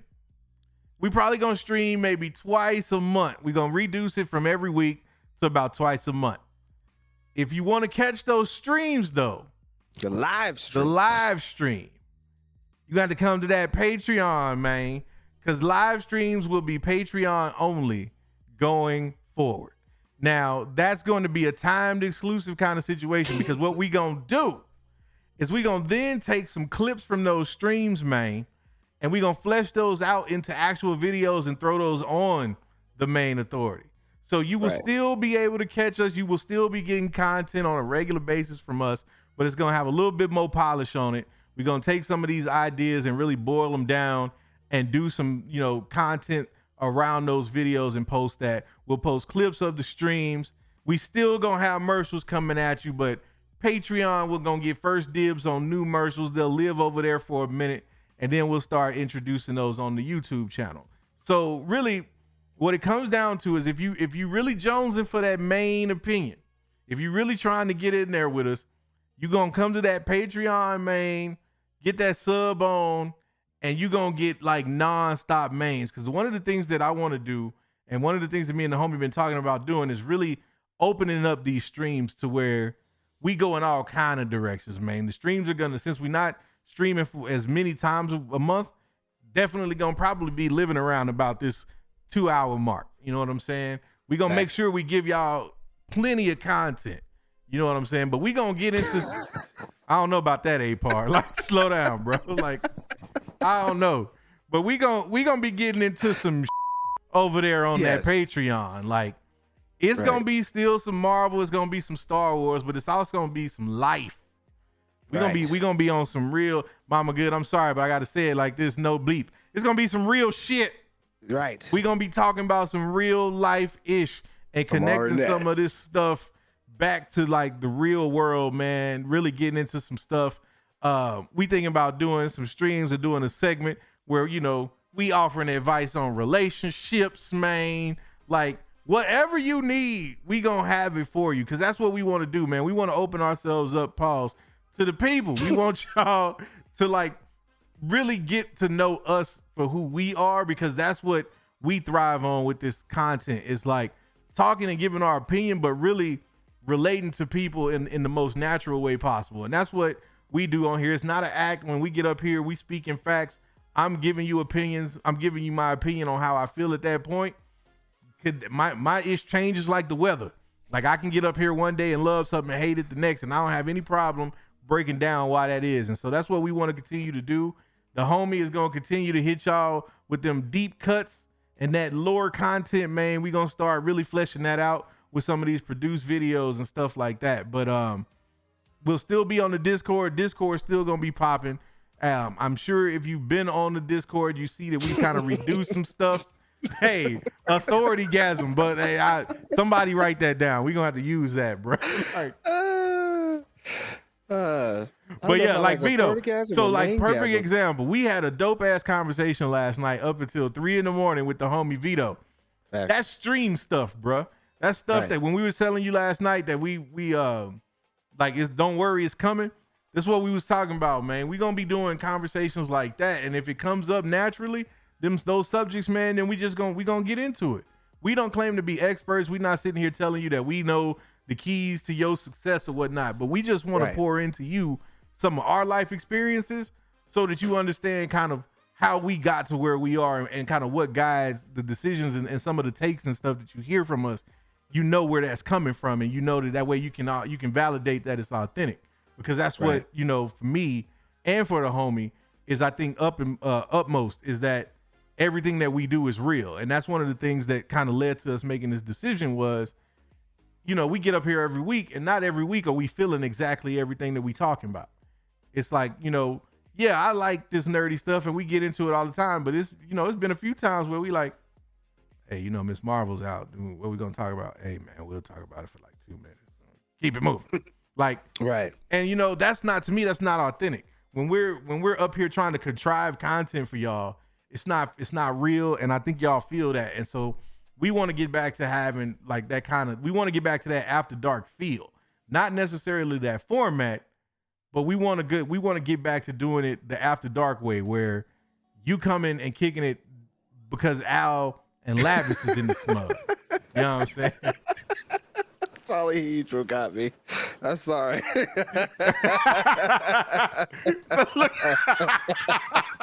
I didn't even read that until right now, bro. Oh, what do you mean? You don't think that was a successful business model, Polyhedral? Jesus. Come on, man. Like, you ain't, man, look. Oh, gosh. That shit. Oh, what was that? Yeah, man. Look, no, and we gonna... We can't even call it thought sauce. It's been taken, man. That had sauce attached to it. We can't even do that. Man, damn.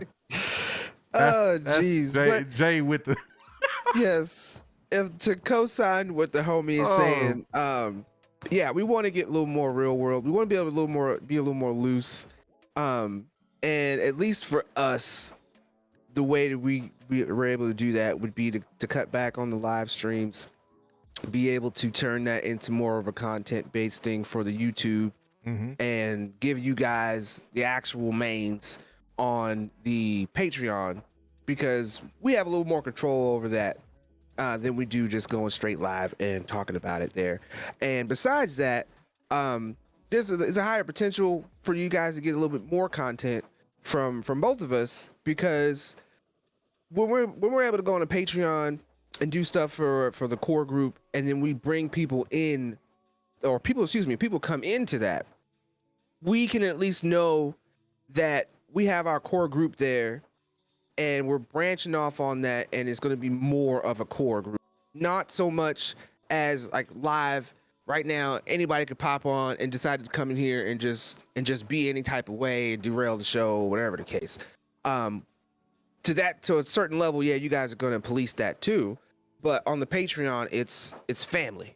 You know what I mean? And anybody we decide to bring in and treat as family is family. Right. And then we ain't worried about cancel culture or nothing like that. But there's still a tiptoe. There's still a tiptoe there, whether you like it or not. Right. And we just want to be able to be ourselves wholly, and we can easily do that in that way, and give you more content by pulling back just a little bit and be able to push that out as videos, and be able to focus more on getting commercials and stuff. Like, we keep saying it and all that type of stuff, but life is busy. Life is still very busy for both of us. And in order to be able to give you all the best content that like we want to, we got to kind of retailer, pull back, and figure out the best way for us to attack it.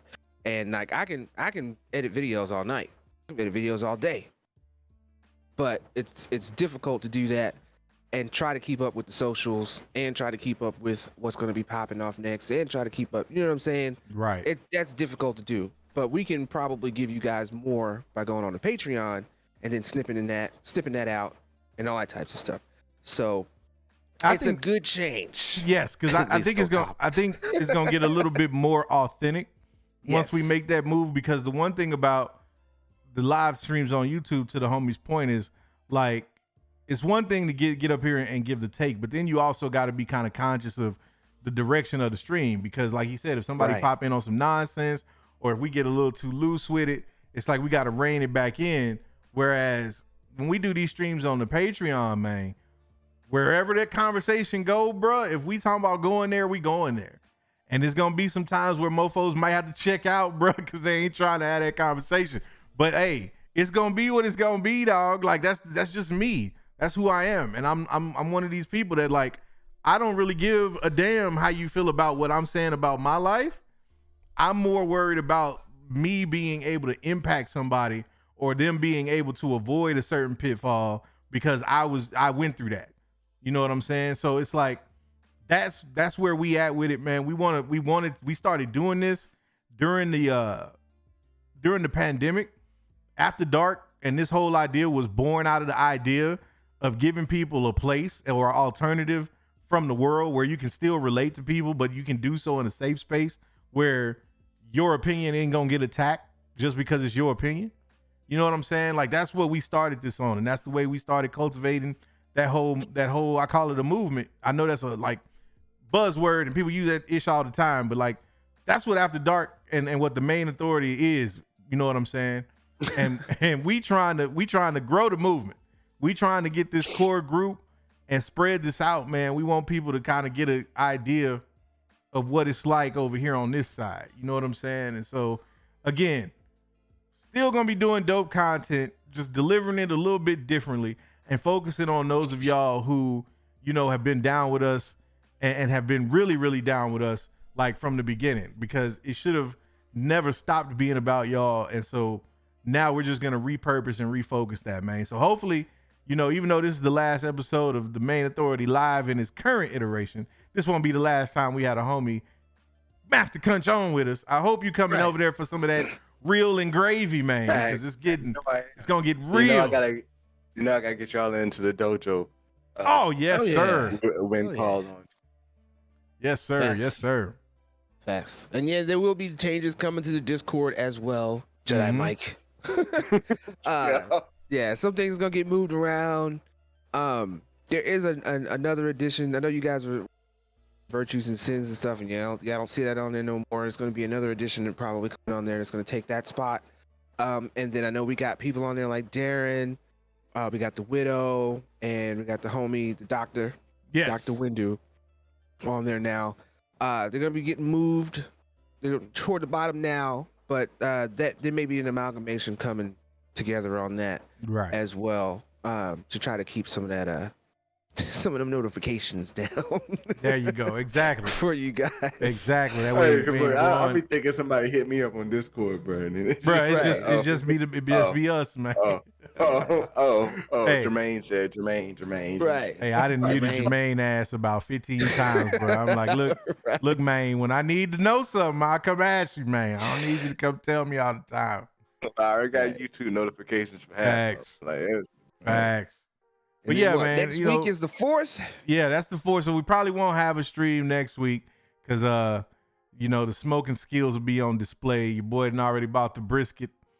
Okay. We going round 2. First one wasn't bad, but this second one, I'm about to knock this mother out the park. This second one, I'm gonna have to send out some of those dry bags. Hey, it's that damn dinosaur again. We have to figure out. Oh man, yeah, we got. I think that's a new member thing or new subscriber because somebody had posted that they just joined. So maybe that's what that is, man. We got another. Well, thank you. We sure appreciate you. We sure appreciate you, man. Because it is a game. Love it. We love it. But yeah, it's gonna be dope, man. I can't wait. Yeah. I think we got and here's another tease for you. Everybody's been asking it, or not everybody. I got some questions, and I know everybody's familiar with them. But season 2 of the Mains We're gonna put a face to Wallace. Wallace is gonna actually bless us on camera. So you gotta keep it locked, because I guarantee you, Wallace gonna have some things to say, man. Wallace been holding in some shit. That's Like some pay-per-view TV right there. Hey, Wallace got heat. Patreon per view. Facts. But yeah, man, look, we love being in here with y'all, man. This is like my church. You know what I'm saying? Yeah. I appreciate y'all. I appreciate everybody that be supporting us, man. I never really thought it would be this point. Like, I never thought I'd be sitting here behind a mic and a camera doing this kind of YouTube live streaming stuff, even if it is for a handful of folks. I don't care if it's one of those things. I used to hear this all the time when I was in church. If there would be but one. That's all I need. I just need one person to be like, you know what? I learned something, or I got something from that. Like that fed me in a way. Like, hey, that's how I feel, man. That's how I feel. It's the master Mayne, Daniel Fisher. The master Mayne. That's it. That's what it is. Yes. So facts. But yeah, man, I'm looking at this time, man. What else we got? We got anything else we got to get? Last thing. What we got? And shout out to Felicity and Abby. Mm-hmm. Starting their own YouTube channel. Hey. So I get to go in there and troll her ass now. Exactly. I was about to say, if you don't think we are in support of that, so we can come in there and I'm coming in there and wrecking. I'm coming in that motherfucker. Sorry, Abby, but we got everybody. Oh, boy. Felicity, I know she's probably scrambling around. I wasn't expecting to bring up. Find your link. Drop your link. Drop your link. Fans Shot First, y'all. It's the name of their YouTube channel. It is up and starting, but show them some love. Go ahead and subscribe and let them know that we coming for you, Lady Mayne. Yes, tell them. And for sure. And check out descriptions if there's anything in there that you need as far as dropping donations, joining the Patreon. You can find that all here and or on our Discord. And pretty soon along with the Lady Mayne link will be in the socials as well. So come by, show us some love, and we're gonna get the hell up out of here. Yeah, man. I see you with the drink. I'm a little parched myself. And I done ran out about 2 hours ago. You know what I'm saying? I'm like looking over here. My cup's empty. My stomach's empty. But my soul is full. Full. Yes, very full. Indeed. But like we always say, and maybe for the last time, who knows? We might switch it up. You ain't got to go home. But you got to get the hell up out of here. I'm telling you. For the homie Master Kunch. Yes. For the boy Lavis B. I am your boy Freddie Roy, and we will catch you in the next episode.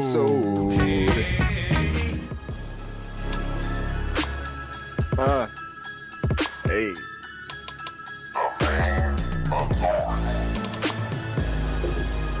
Forever, ever. We coming for you.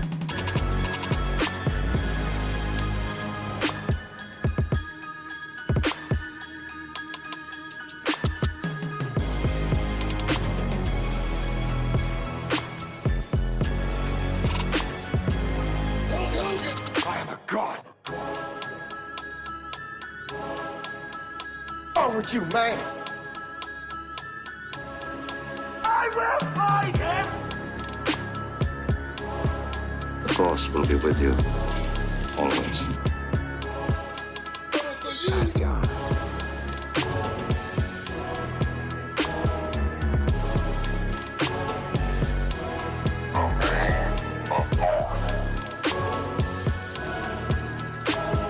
Forever, forever, ever. Hulk Hogan.